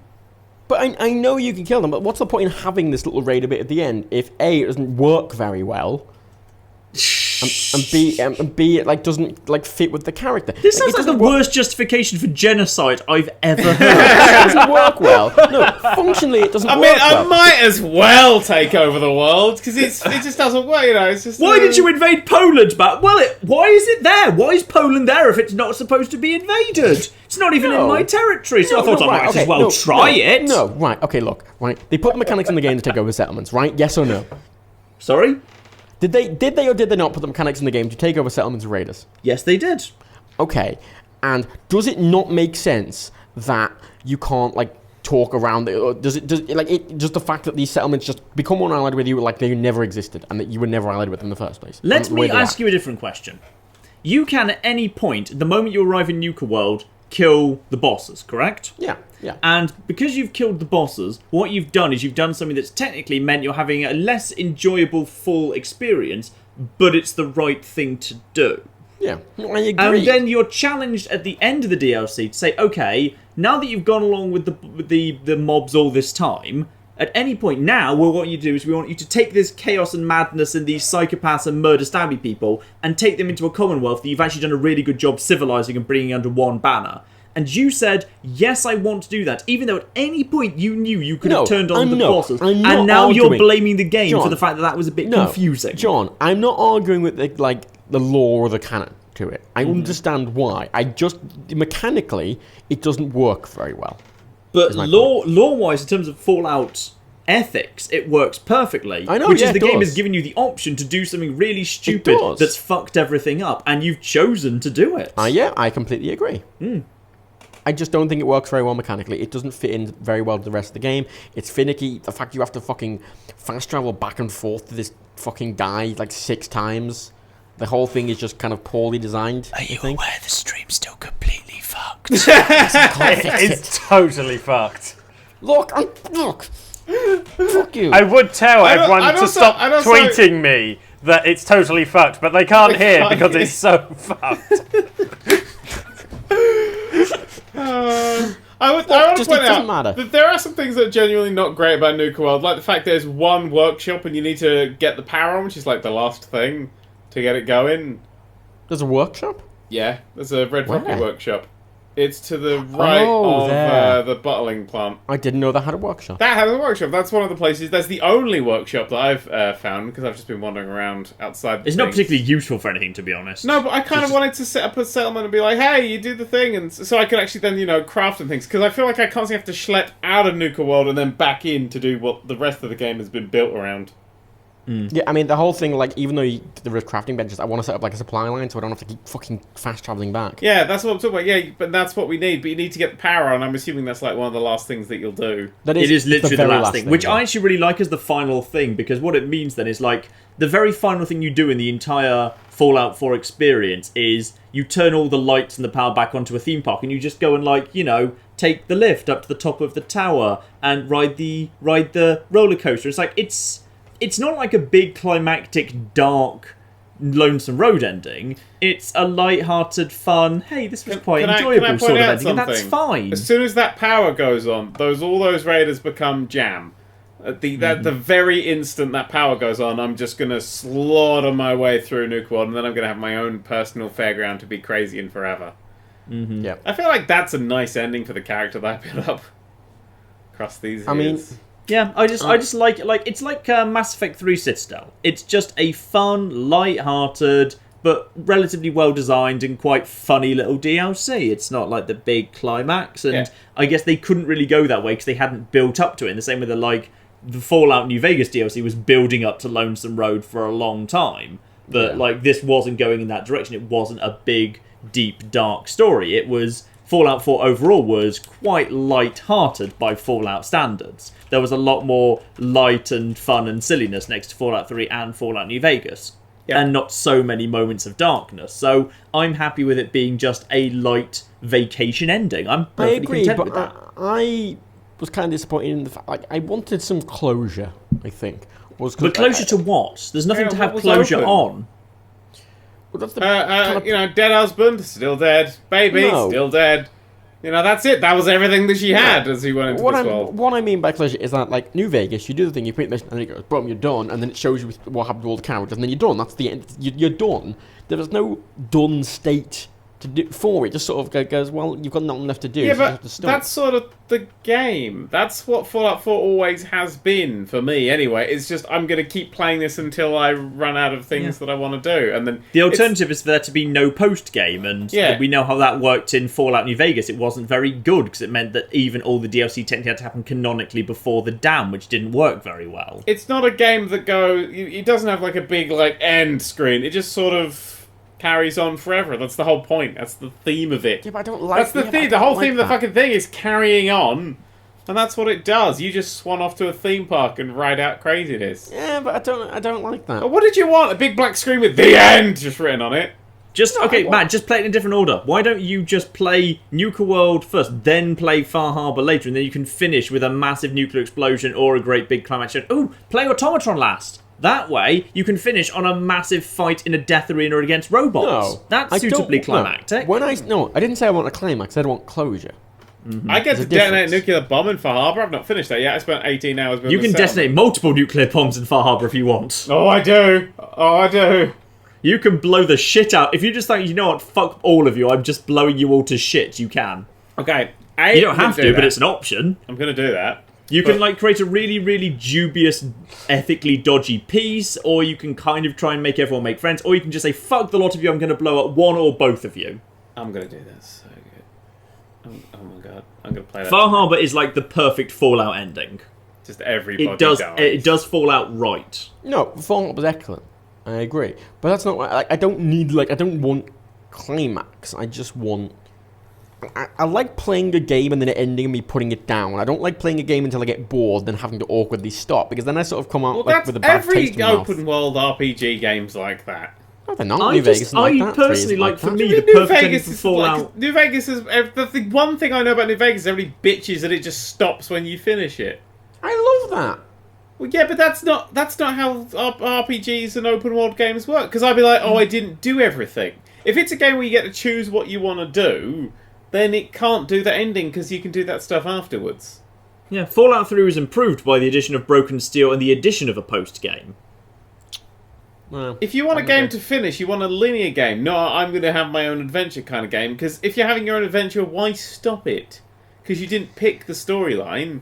I mean, because then when would you have stopped Fallout 4? Oh, I found Sean! End. No, I agree. No, but I don't like the entire Fallout 4 story at all. Well, you would have got closure for fucking nothing then.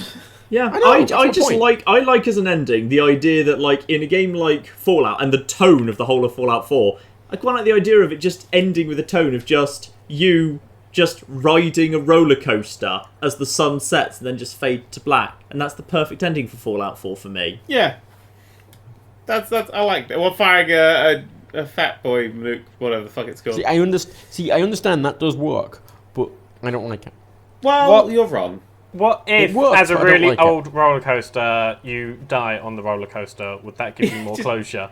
It's actually one that I've built, and it just whooshes you off into space and explodes as it hits the ground. Because you see, New Vegas, to me, I never heard anyone say a nice thing about New Vegas until Fallout 4 came out.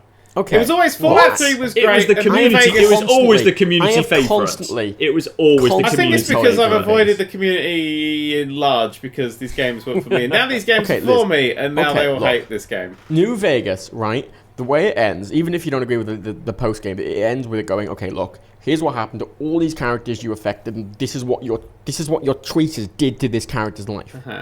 And it ends and it shows you what happened to everyone. It goes, oh God, I made, I shouldn't have done that. And you go, oh, I should have done this, and you feel regret and sad, And then it tells you Vault 11 ends the same way anyway, because that one's slightly bugged and they never fixed it. Yeah, and also the NCRCF always ends the same way because that's also bugged and they never fixed it. It's a bit but other darker. than those two, your choices matter. It's a bit darker. It's a bit more gritty, and I kind of like that. I like the darkness. Several of the characters just commit suicide. In fact, lots of characters can just kill themselves off camera if you mess it up. That feels to me like more of a Mass Effect ending, where it's like, and this is the ending. Whereas in Fallout 4, the ending is just where I've chosen to end all the things and do the things that I wanted to do with them. Yeah, I chose the ending. It's about how much you can make your own story. Yeah, instead of getting the ending at the end, I got the ending when I needed it. So when I wiped out the Brotherhood because they all started fucking aggroing me, that was how that went down, and that's their ending. Yeah, I think for you it was the story of Chloe, and for me it was the story of Bacon, and we didn't need the game to give us closure. Yeah, because the game was built to give us those stories and let us tell those stories. Yeah, and I think the game's actually better at letting you roleplay than most people give it credit, in fact. Yeah, that is the thing that a lot of people have argued, that the game has no roleplaying. I'm like, dude, I had literally the best fucking complete series of my entire life. Yeah, you can roleplay quite nicely. It does let you roleplay more, I agree. It's just, I want a bit more structure. But you said that in New Vegas you hate the story. No, I don't. You just said you didn't like the story of New Vegas. I didn't like the story of 4. You just said New Vegas. I said 4. I didn't like the story of 4. That's why I said New Vegas. But I feel like... No, I love the story of New Vegas. You keep now arguing that you don't like structure and then arguing that there isn't enough options. It's like, one of those two things have to go. I want structured paths. You want Sonic the Hedgehog. You want there to be 3 paths, and you're totally free to choose between them constantly, but at the end of the day, it's just 3 paths. Yeah. So you've got linear, which is what some games do, and then you got open world where all sorts of goes apart a bit, and sometimes it all comes back together. Where Fallout is that more open, where when it finishes, it finishes where you leave it. It's not like GTA 5, which is open, but you're just doing the same linear missions. That's a linear game.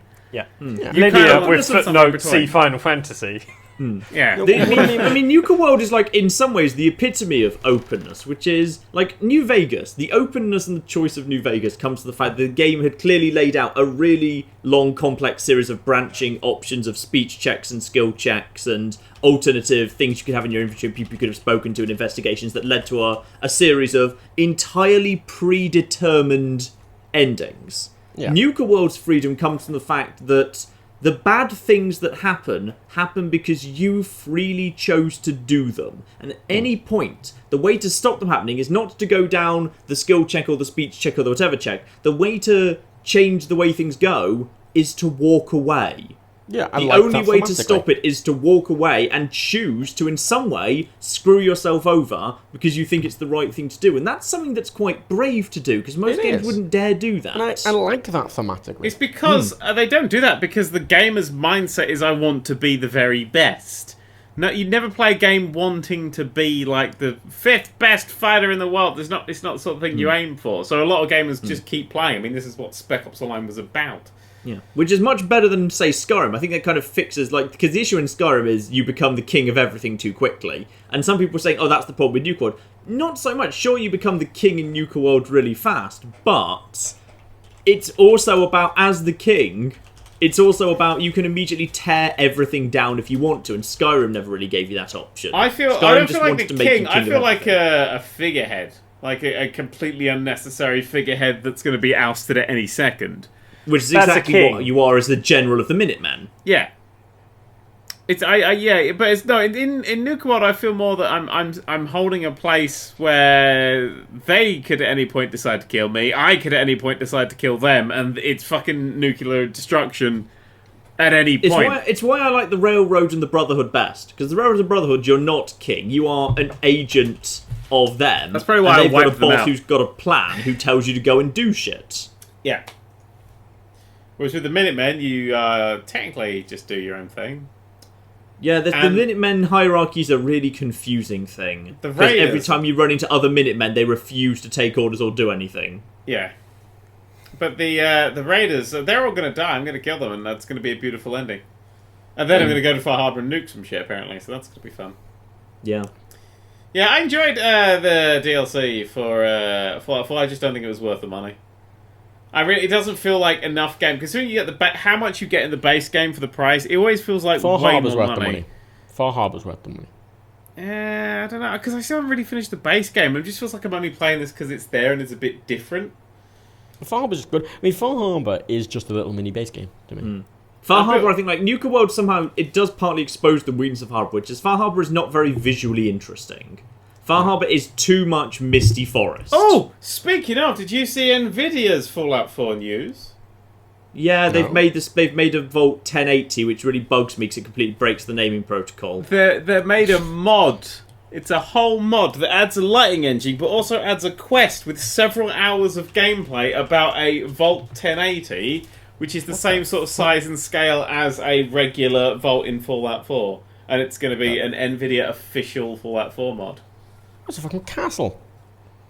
Interesting. Huh. Neat. Interesting. That's very It'll be the first ever one where you go in and instead of getting a speech check, you get a graphics card check. Oh, AMD, yeah, fuck off. I'd like that. I'd enjoy that. I'd just kick you out unless you got the pretty exact looking. right graphics You actually have to, card. like, take your little pill. Well, also, like, you are an actual grown-ass adult. Like, how do you And not that's like the rank understand you that get you in the cannot vault. It's like 2 really times X is sharp king. And you just I'm come just- in with like your fucking Fuck off, UAMD. 680. Yeah, you can. 680M. Oh, go get the bucket. You are on toilet duty today. It's a very nice, like, the lighting engine looks nice, at least the mod wise. I wonder if you can just install the lighting mod, nothing else. I can always ignore it. That's Well, the point someone of will Fallout. tear it out and set up as a mod soon. Yeah. Anyway, that's Nuka World. We've decided. Shall we that talk about it's other gaming kind of a big- news? Yeah, I've got a good bit of gaming news I want to talk about. I want to really Yes. get a bit. This is very important. There's a PlayStation console. It's out. People have it, and Sony refusing No, to announce it it's exists. not. Silly Dan. Don't you understand that those people must have 3D printed them Yeah, in Laura order to just create 3D printed it. ludicrously fake unboxing videos for Laura's views? lying. Yeah, everyone's dare she. lying. It must be a massive conspiracy. Yeah, huge conspiracy. It's not a PS4 Slim. It's actually just they're redoing the PS4. They basically got a PS4 and they handed it over to the guys who do the hydraulic press channel and just give it a little press, just a little one, and they just kind of went halfway and gave it back, and that's it. That's what they got. Yeah. Boom. Yeah. There's a new light on the front of the controller. I don't like that. I hope that's not glowing in your face. I don't know. It looks like the light. You know, there's that orange, white, or blue light on top of the PlayStation. Yeah. It looks Yeah. like that's gone, and it's now on the controller in some way or somehow, and I don't know. They need to get rid of lights on the back of the PS4 controller. I had to cover it up with tape so it was reflecting in my TV screen. Yeah, I sit on my computer when I play, so it's under my desk. I like to hold my controller low. Can't play the PS4, so that fixes that. Yeah, all right, you Mister Don't own consoles because I'm too busy I have a living in a console. mansion where I don't know who made my house, but if he came in, I'd be his best friend. Yeah, so I do love this thing because, like, on the 7th of September, Sony are doing their big press conferencey thing where they're going to talk about stuff. And assuming they're going to announce this, right? My life's ambition now is to watch that, and I would never be happier if that whole thing goes by and they just don't announce it, and they silently scrap it, and just go, nah, fuck them. They found it too early. Fuck them. And just everyone's look just like, good. oh. Okay. But it's not all good. The PS4, I always thought like very good. It's very angular. It's very kind of striking. But this just looks really weird and soft and Yeah, it looks the same. Sort of. It's like it's just a Shitter. slightly smaller. It's quieter is the thing I get right. PS4 is fucking. It's very loud. Very loud. Oh yeah, turn it on. Your fucking God. I mean, God. The old Mac Pros thought they were not even the Mac Pros. What was it? Oh no, I've got an Xbox 360. Like, everything by comparison feels quiet. Oh, you've not used a fucking Microsoft Surface. Jesus, shite, Christ. Those things sound like they're going to fucking take off. There was always the infamous thing. There was an old Apple. It was like a server rack. Mm-hmm. It was a rack PC, and apparently it was the loudest thing in the world because it was before Apple sort of did. Oh, let's be really quiet. They just put like all the really tiny fans in it because it was a little thin thing. There's like loads of tiny little fans. They were having to push loads of air through this fucking thing, so it just sounded like it was a fucking jet engine. Aww. It was a great thing. I want that thing. I saw some other... It's very little news this week, which is most... Can we have a moment of fuck No Man's Sky? Oh, I don't want to, but sure. Just a quick moment. Just, so last week we recorded that No Man's Sky, obviously the big fuck up that was being reported last week was basically after a week or two, discoveries were basically being wiped. They weren't actually being saved to the server, so therefore, where you were at the start of the game didn't matter. What actually happened since was it was discovered several days later that was actually incorrect. They weren't being wiped. It's just the servers are so made of paper that even though 90% of people aren't bothering to play this game anymore, probably 95 by now, like when you arrive at a planet, it takes bloody ages for the game to figure out and load whether someone's been there before and named anything. So if you just hang around on a planet that's already been discovered, when you first get there, then there's a chance, not certain, but a chance, that anyone who's been there before, what they've discovered and named won't be there, and it just might not show up for bloody ages. Now, what people are saying might happen is, therefore, if a new person shows up, and the server doesn't bother responding, because, I don't know, the server just doesn't feel like responding, then you can just overwrite everyone else's discoveries and names, and that will be saved to the server instead of the original. So basically, it's still pretty bad, but it's not quite as bad as we thought. But the more interesting thing is, even though the original complaint was, hey, these old discoveries don't get stored for over a week or two, and that was actually factually wrong, Hello Games didn't bother for 4 days to comment on that story, even after it hit all the big gaming news sites, because their commitment to not communicating with anyone ever is so strong that they were willing to let entirely false and really disruptive rumours circulate on major gaming sites being portrayed as factual for days and not put out a press statement talking about it. And at this point, I think we should just send someone around to Sean Murray's house to make sure he's okay. Because I'm slightly worried that they may have all killed themselves out of shame. You know what's unfortunate is that he's actually now been offered a job at YouTube's PR. Because he's clearly got the skills. How, when you've got a game where people are slagging it off in the press and it's factually wrong, do you not say, hey, maybe we should issue a press release saying they this went isn't true? Quiet.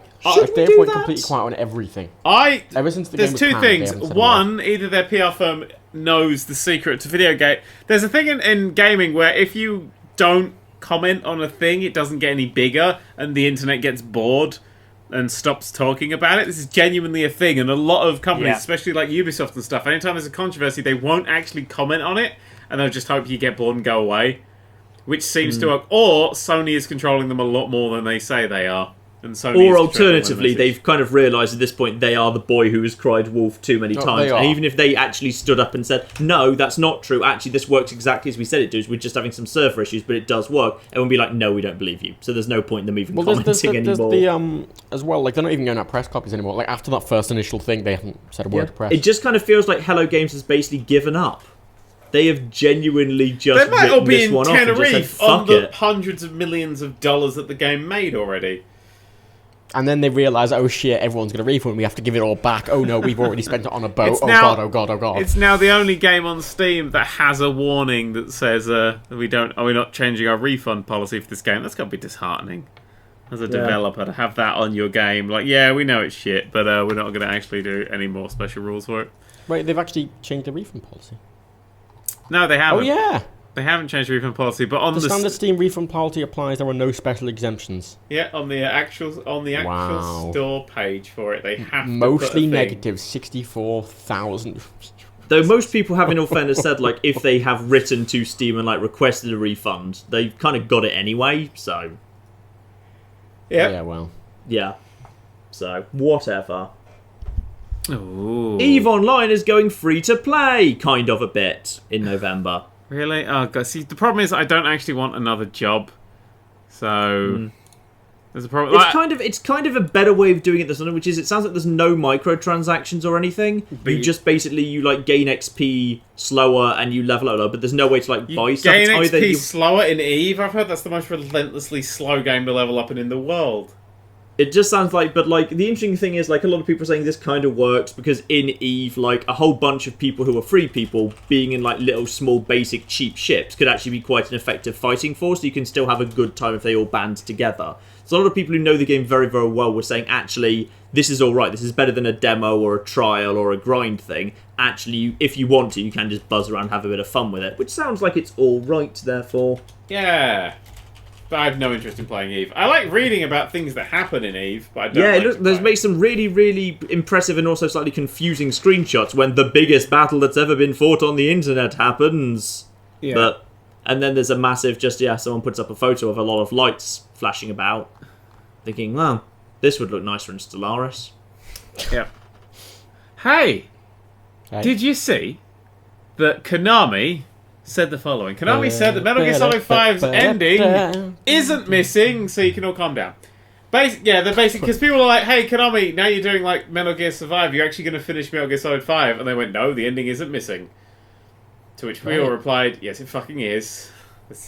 The game repeats when you get to sort of like the 3/4 point. The game just makes you play the first bit again. Like the final mission of the game is literally playing the 20-minute tutorial, and they've left the fucking tutorial buttons in. It's the biggest piece of horrific horseshit ever. That game is just God, PC Gamer called it the 5th best game of all time ever. It's dumb fucks. You dumb fucks. Anyway, If you're a PS4 owner in the Asia territories, you can look forward to when PS4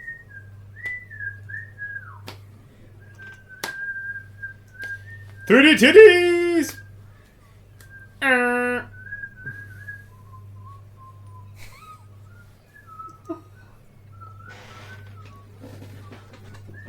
application. Yeah. And it all sounds deeply, deeply depressing. It's the sort of thing that you kind of want to do, but you know that afterwards you'd feel just deeply ashamed for days, so it's not worth it. Yeah, I think I actually saw some gameplay of that and was there going, that is every bit as bad as I thought it was going to be.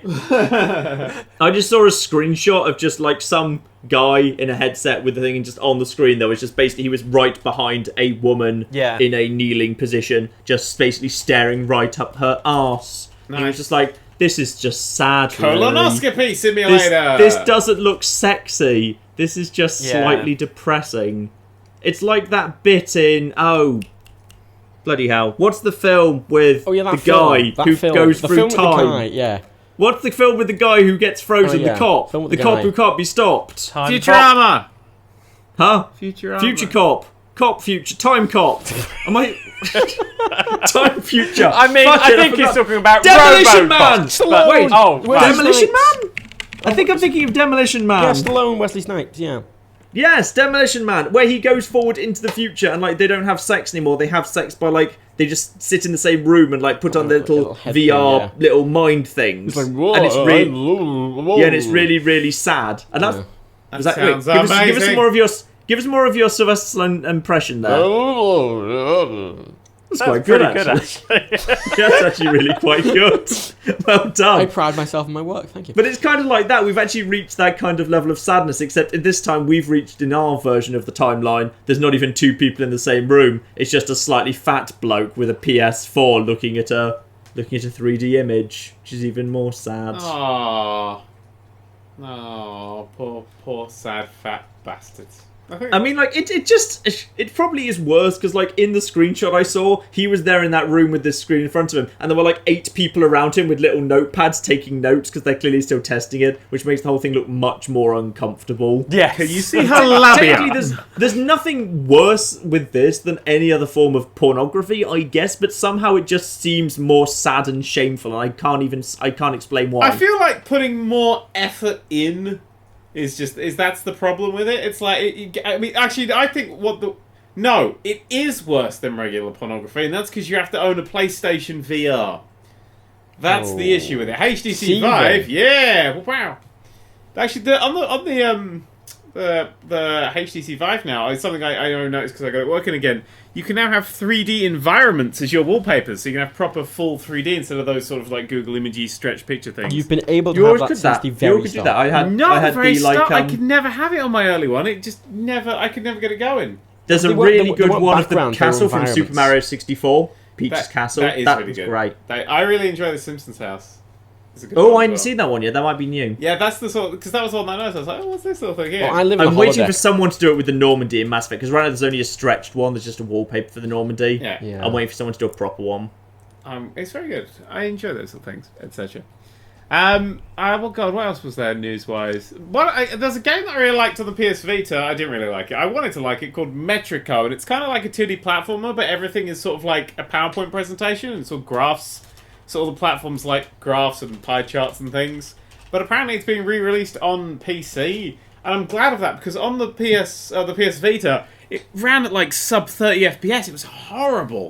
It was seriously horrible game to try and play. So it'd be nice to see if they can actually hit 30 FPS on the PC. But I really like the idea. I thought it was an intriguing idea. But yeah, that's all I have to say about that. I've really run out of news. Porridge. There was a redoing of Porridge. Nobody watched that.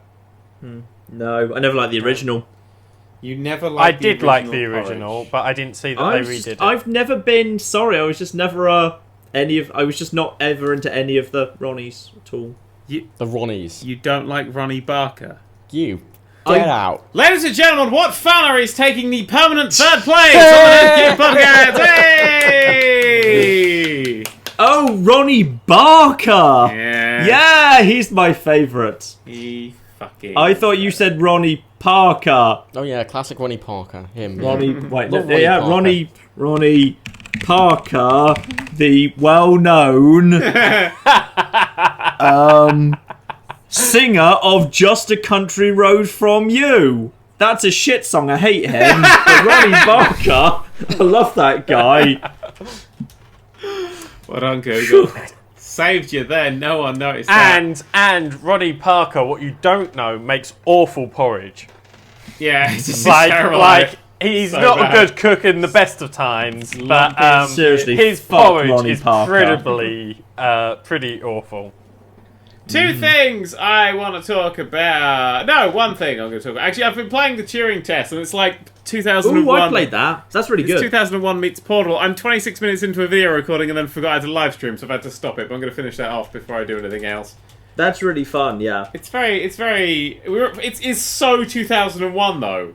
Did you get that vibe from it? Because it's like you're Yeah, on, what I you're really on like about Europa for fuck's sake. I'm like, what? Don't go to Europa. How far are you in? 20, How far are you in? 26 Have you got minutes. to the crew quarters? No, 26 minutes. 26 minutes. Okay. Whatever happens in 26 minutes. Okay, I won't say I will be as non-spoiler as possible. Like, what I really like about it is you don't know what's going to happen because there are multiple, like, sci-fi horror-y cliches introduced in the background. You think any one of these things could be the big twist. I don't know which one it's going to be. I So it hope kind of it's keeps you evil guessing. computer, because then it's 2001 in a nutshell. Right now you've met the evil computer, but there's a few other things that's going to be introduced met a yet. It's regular like, I don't computer. know which of He's you's not- going to stab me in the back. One of you is, but which one? Which one, you fuckers? I really enjoyed that with the Lego movie, where every 10 minutes I was like, oh, so you're going in this direction instead. Oh no, so this is going to be the... Yep. Okay, no, we've changed direction again. Okay. It's over here. Oh, I have a good thing for us to have our final discussion on. Okay. Cool. So the Crystal Maze is coming back for a one-off special. Yeah, for the cancer thing on Channel 4, right? A celebrity special, yes. Yeah. Which I think immediately kills it. And the host is Stephen Merchant. Huh? Yeah, that was the reaction That that, doesn't I feel had. right to me. I don't think that's right. It's official now, because everyone's like, it's going to be David Tennant. I was like, brilliant. That works fine. David Tennant would be great at it. And David then it's Tennant like, could and do it's it, Stephen yeah. Merchant. I was like, I mean, I like Stephen Merchant. I like Stephen Merchant, but he's not right for that part at all. I That's agree. really odd. I'm literally going through like his entire filmography. Like, is there anything that makes me think this would be a good idea? And no, I can't see Wheatley. anything. I feel like Stephen Merchant would be a good competitor if you were doing your celebrity version. No, he'd be terrible at it because the best thing about Crystal Maze was that every single human being doing it was an imbecile. That was the thing. That's but where we laughed at the idiots before, like X Factor, and we But laughed that he they couldn't does such sing. a good job of being an idiot. Like, he's one of the best idiots you can hire. Like, No, because you've got the other guy. You got Carl Pilkington's the one you'd want if you want the idiot doing a Crystal Maze. That's what yeah, I'd he go could be for. on the same team. He was on Blockbusters. He was on Blockbusters. Stephen Merchant was a contestant on Blockbusters. Wow. So was Connie Huck. What do you mean what the fuck's Blockbusters? It's one of the greatest ever TV shows of all time. Can I have a pee, please, Bob? One of the best expressions in all of TV history. And Connie Huck was on there too. Yeah, look at us learning. Yeah, I don't think I love Connie Huck. I think I might still be slightly in love with Connie Huck. Isn't she married to... You are so 40 years to old. Charlie it's untrue. Brooker. Yeah. Yeah, but I kind of wish she was married to me. Oh. I'm sorry, Claire. But, What's my sister got to do with His it? name's John, Matt. His name's John. What? Oh, Gordon Bennett. He used to be on this Connie podcast Huck. before he said things about Ronnie Barker. Oh, he thinks I'm joking as well. I think but that's at the best least, thing about I mean, at least when you've got someone... Yeah, at least if you're going to Connie lose Huck's to someone... 41. she's Blimey. perfect age for you, John. That's true. She's a bit younger than me, but it's not too much of an age difference. Yeah, 1 year older. It's good. Yeah. Within 10 years is fine. They're actually filming it at the London Crystal Maze live experience, which I think is strange. Because surely that's spoilers for the live experience. If they're not adding any new games or anything like that. It's cheaper than making a whole new set. Yeah. I suppose. I don't know. I think if it gets a lot of views, it'd be good, but I don't think Stephen Merchant is anywhere... No. You're supposed to be like an adventurer type, like someone who's like a bit of an insane... You don't know I if think they're the someone a Crypt bit Keeper or- crazy. Yeah, I want Eddie they've gotta Izzard be doing insane. it. Oh, Eddie Izzard would be wonderful at it. Younger Eddie Izzard, not current Eddie Izzard. You'd want Fair younger, enough, wearing yeah. a dress Eddie Izzard with fake breasts in Eddie Izzard, not more suited, booted, and bearded Eddie Izzard of now. Yeah. You'd want... Who else would be good? That's the question to finish this the show with. I'd Literally anyone who's ever played the Doctor. Yeah, I anyone who's- disagree, because I don't think Peter Capaldi would do a very good job. He's... Yeah, but when did he's he an ever okay play the Doctor? In the most recent Christmas special, he is 100% the Doctor, and I firmly believe that without that bitch Clara holding him down, he might actually ascend to good heights. Although, it's kind of been confirmed that What's-His-Face is going to be in a lot of series, the new Series 10, which is filming now. David Walliams' thing. Matt Lucas is going to be which in a I lot find of it. odd because I don't get that. And I don't really get Matt that Lucas either. could do the Crystal Maze. He could do crystal meth. You wouldn't know this. The other thing, right? In fact, slight Doctor Who news. Sue They're filming Perkins a really... would be a good Crystal Maze She'd as be a well. good Doctor, though. Don't Yeah, fucking that's mention true. Sue Perkins, because I had fucking tickets to see a show and I can't go, and I'm fucking gutted. What else? Who else was the thing? I went to go and What? see Whose Line Is It Anyway, because you couldn't go and see it. I know, I've been so fucking busy recently! Fucking wrestling! Fucking is in Yeah. London, I can't go to that fucking shit! Oh. Dickhead. I got tickets for all these things, I'm like, I'm gonna go! No. Sorry, I'm busy. Jesus. I'm trying to keep a company afloat while YouTube shits its pants around me. And I'm the only one who makes any fucking money in this country. Yes, a country. Fuck it, you're all on the dole, you bastards. I'm gonna go join up with fucking Norway. Brexit's been terrible. Unemployment's at 99.99%. There's only one person left with a job. We're trying to find who he is. We think he's called Dan. Yeah. Yeah, so I was saying something about... Oh, no, yeah, Doctor Who, they're doing a really long film. They've been filming Series 10 for a while, and they're filming all the way up until, like, March of next year or something. Like, they're doing a really long filming block for it. And if you want ever so slight spoiler, they're currently, in fact, a few days ago, were filming outside a house that was in a previous episode. The house in the show is called Wester Drumlins. I'd heard this. Which is the house where Blink was filmed. And it's the Weeping Angel house, although it is apparently the sorority house of the new companion, which is interesting. Please They've don't also make been it back to something weird. Amy's house for, again, no explained reason yet. Yeah, I assume it's just the Doctor being there. They do a lot of stuff in that sort of area. So the area where Amy's house in was also... It's been used in like 4 or 5 different episodes. Yeah. Like, what's its place? The where did Amy grow up in the show? What's it called? Fake place. Little fake place. It's not little something. It's somethington. Whatever the fuck it is. Villageton. The city of Townsville. Little Villageton. The first appearance of that place that I can remember is in Family of Blood when they go to the memorial service at the end. That is actually in the same place. Yeah. Look at me with my Doctor Who knowledge. Yeah, who do you think would be a good Crystal Maze host who hasn't also hosted Doctor Who? Michael I was McIntyre. about to say Michael Sarah. Sorry. I looked up my Scott Pilgrim and went Michael Sarah. No, and you went Michael, and I was like, don't say Sarah. You know what, Sarah? You know, I'd fucking Michael hilarious. McIntyre. Michael Sarah McIntyre, would be you should go hilarious. kill yourself, John, based on some of the things that you've said in this episode. What? I like Hot. Michael McIntyre. He makes me laugh. Michael McIntyre makes you laugh, but Ronnie Barker doesn't. Ronnie Barker does sometimes make me laugh. I don't think some of it's aged very well. Fuck off. Doesn't care. He's out.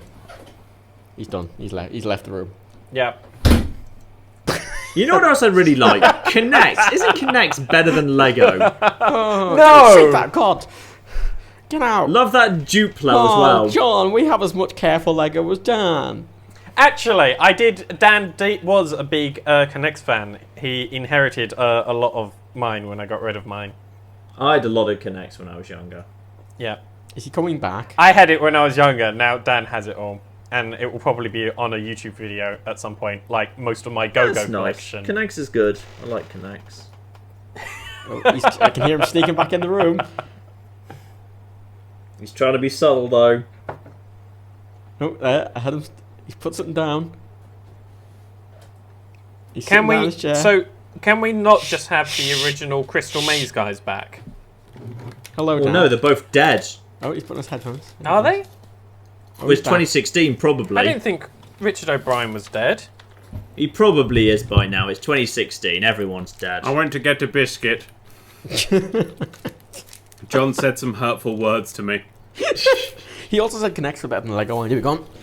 Alright, Connect. That's what I But, said. you know. Yeah. Alright. No, I meant Duplo. Love Duplo. Alright, Duplo. Gets kids into the Lego. I like whatever a fake American You know what knockoff I brand of really bricks hate? is. Classics. Oh, what a bunch fair of enough. wank. That's fair enough. There's plenty of wank. Well, actually, there's not God, much what wank in the there because there's Romans not much cunts. there, full stop. They weren't Hey even kids, interesting. if you want a really piss easy degree, do classics because there's literally not much to study, so therefore they can't ask you to study that much because we've only got so much of it left. Ah. And the best thing about classics is Disney's done them all on video. Yep. The To be honest, the Disney classics. version of Hercules wasn't so very accurate. Really? Wasn't There it? Yeah, were that is problems true. with that. And Disney's Euripides' back eye was a bit sanitised for my liking. The Richard, decapitation was very, very for the kinda record, sanitised. Richard O'Brien is still very much alive, and as far course as I he can is. tell, now has a pair of breasts. Hey! So He'll you definitely be know, able to host it. even better for the Crystal Maze. Didn't he have a pair of breasts before? I don't That was a know. Rocky Horror Picture Show, yeah. Well, he wrote Rocky Horror Picture Show, didn't he? He wrote the Wacky Horror Picture Show. Very Yeah. different show that was. Mm-hmm. He That was the short period when they got Jonathan Ross on to do it. I've watched the shit out of that. He's got the hair for it. With Richard with O'Brien's Waff. 74 years old now. You should be careful. 2016 is not looking nicely at celebrities of his age. Yeah, but if we're aiming particularly for celebrities British ones. Look both ways before you cross the street, Richard. if we're aiming for celebrities of sort of the 70s, there's always Donald Trump. He's 70, isn't he? Yeah, he is. Yeah, but he's not British. Is he? He'll Or actually only be, the I British believe, ones. the seem to oldest be president dying. ever. Yeah, That's some really young presents. he looks so much younger than he 70. is. I assume that's because his face is filled with like swan fat or something. I don't know what. I didn't check that myself, but I did read he would be the oldest president ever. I mean, Yes. He'd also be the last president ever since, the nuclear holocaust that he'll start. Bernie's like fucking 80, isn't he, or something? Yes, but Bernie's not going to be the I president. know, but yeah, but He Bernie's didn't only stand a 70. Welch Wait, chance in a supernova. Bernie is 4 years older than Trump. Wow. Only 4. So that means that Richard O'Brien could be a president. So like he looks so much older than Trump. He's only 4 years old. Yeah, it's because Trump actually is like currently like stuffed. He actually Clinton's isn't. 68. God, they're all really old. Who's 68? Clinton, Yeah, that's wow. it's a job you get. Do you know what Obama is? like Obama is 45, 50? 69 years old. No, he's not. Yeah, he's 69 years old. Black don't crack, mate. He's 69 years old.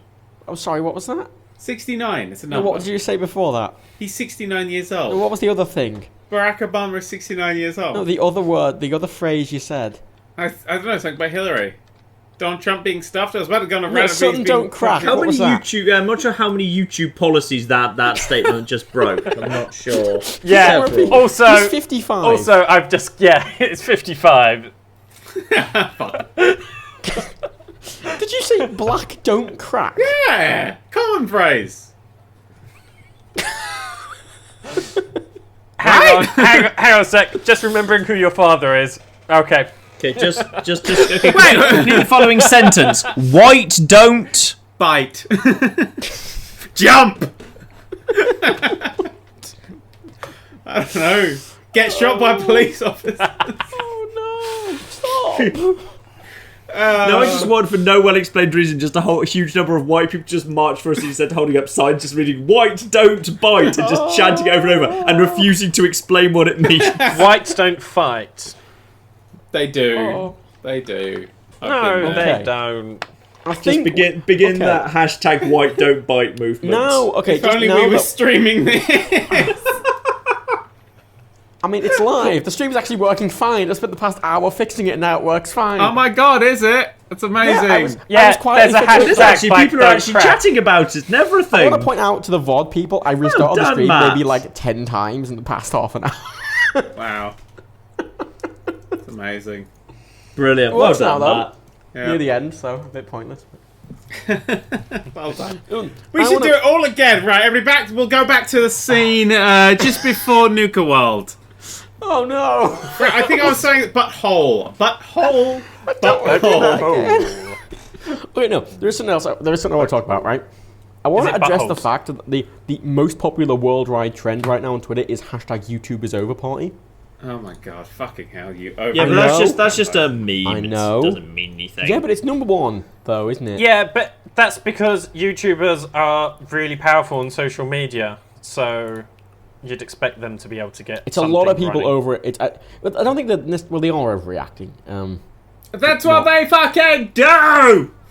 No, because if you need to overreact to something, you need to pay the fine, brothers. So, That was a... I mean, YouTube might theoretically... YouTube can't be over because they've got a monopoly position. That's the thing. YouTube can't be over because there's nowhere for people to go. Like it's annoying though, because like Vimeo, they allow gaming videos now, but they got rid of their ad-supported model, so it's only like sell to consumer model. You can't run ads on Vimeo videos anymore, which is unfortunate. I'm just desperate for Vimeo is great. Amazon, having bought Twitch, to just roll out their own direct competitor to YouTube, just because that will get... Not because I want to move to it, but because that will keep YouTube in line, because they'll be a viable competitor. Oh god, sorry, I'm just looking at all the tweets on this fucking hashtag, and they are fucking shit. I'm looking at all the people calling me racist on Twitter.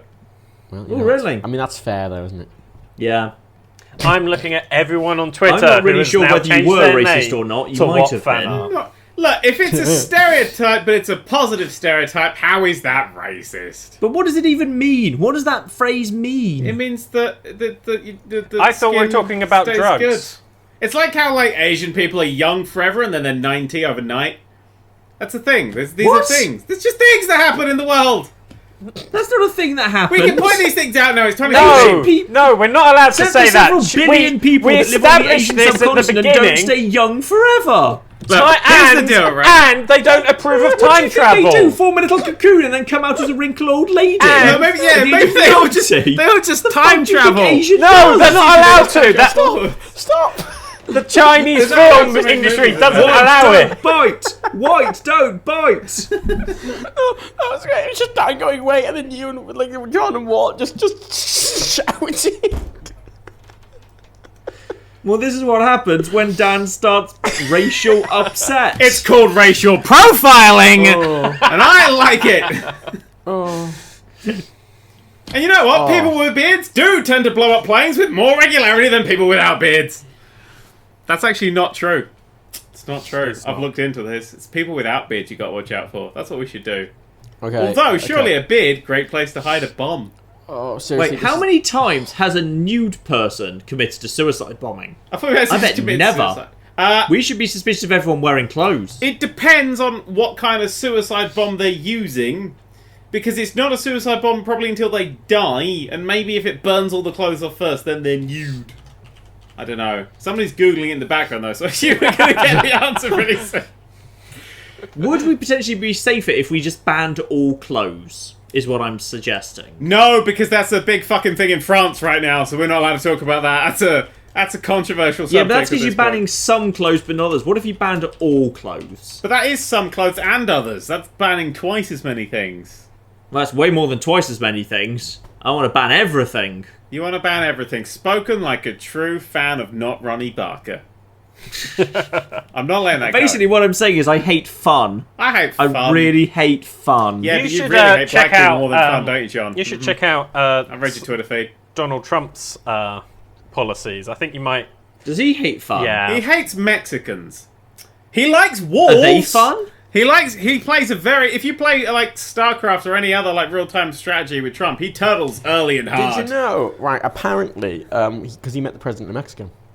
Yeah. Oh, Donald Trump. What? Donald Trump, if he played StarCraft 2, he'd be the sort of person who, when he's lost, he lifts up his command center and goes and hides in the fucking corner of the map. So you actually have to go and kill him one by one. And then he swears at you in the chat. And he goes and hides his barracks in one corner and a factory in the command center in the other. And he's a dick about it. I'm Sorry, not convinced I he played can that play on You computer said Tuesday. that Trump met with the president of Donald Mexico. Trump would be a total Terran floating no. buildings dick. You know what? I just immediately And he'd imagine never that say interaction. GG. He would never say No, GG. but here's the great thing, No. right? As far as I've heard, the president of Mexico No, but made you Trump see- pay for it. What you're not getting is that the interaction took place over a wall. It was like Tim Allen's Home Improvement, just a scene from that, with just eyes over a wall.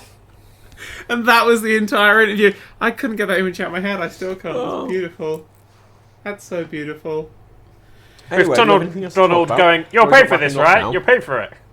I don't know. I try to push some offensive content there, ladies and gentlemen, in a comedic way, in a way of going, hey, we Was can it do these things. contextually appropriate? Because otherwise we could have trouble with YouTube later. You know what? I Dan, believe here's the it tip, right? was. Here's the tip. Right? Because I explained the context afterwards, and we all know explaining the content is what makes the joke funny.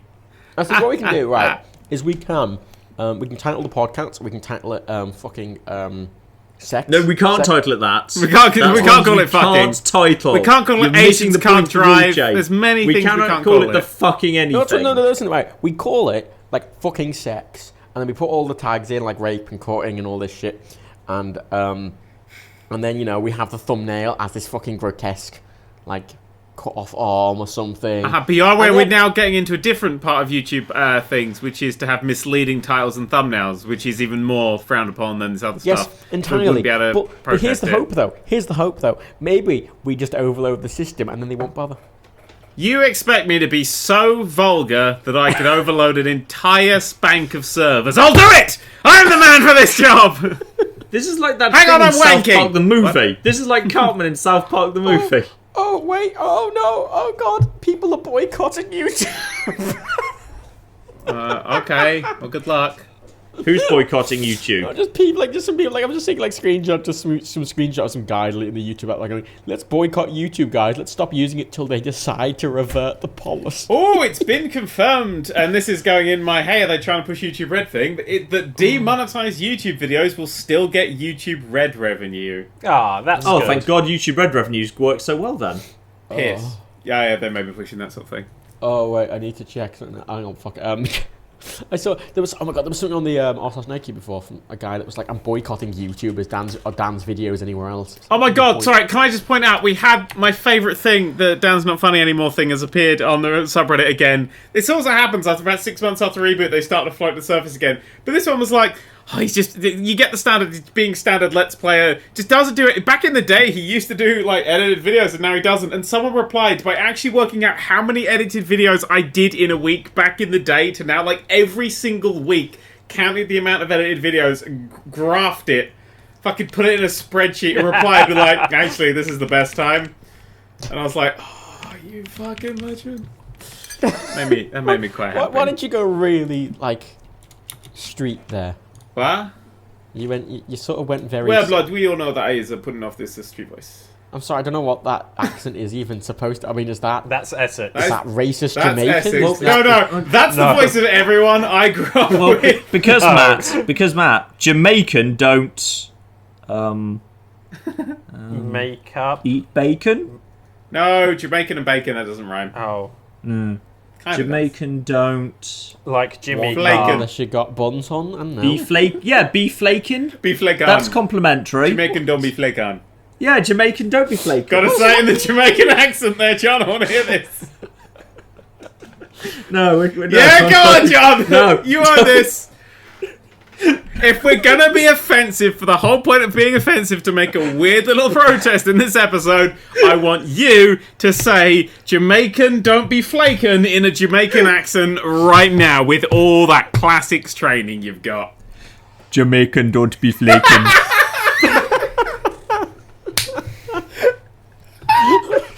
Oh, we gotta end there. We gotta end on that. God, that's it. That's the best. We're not getting better than that.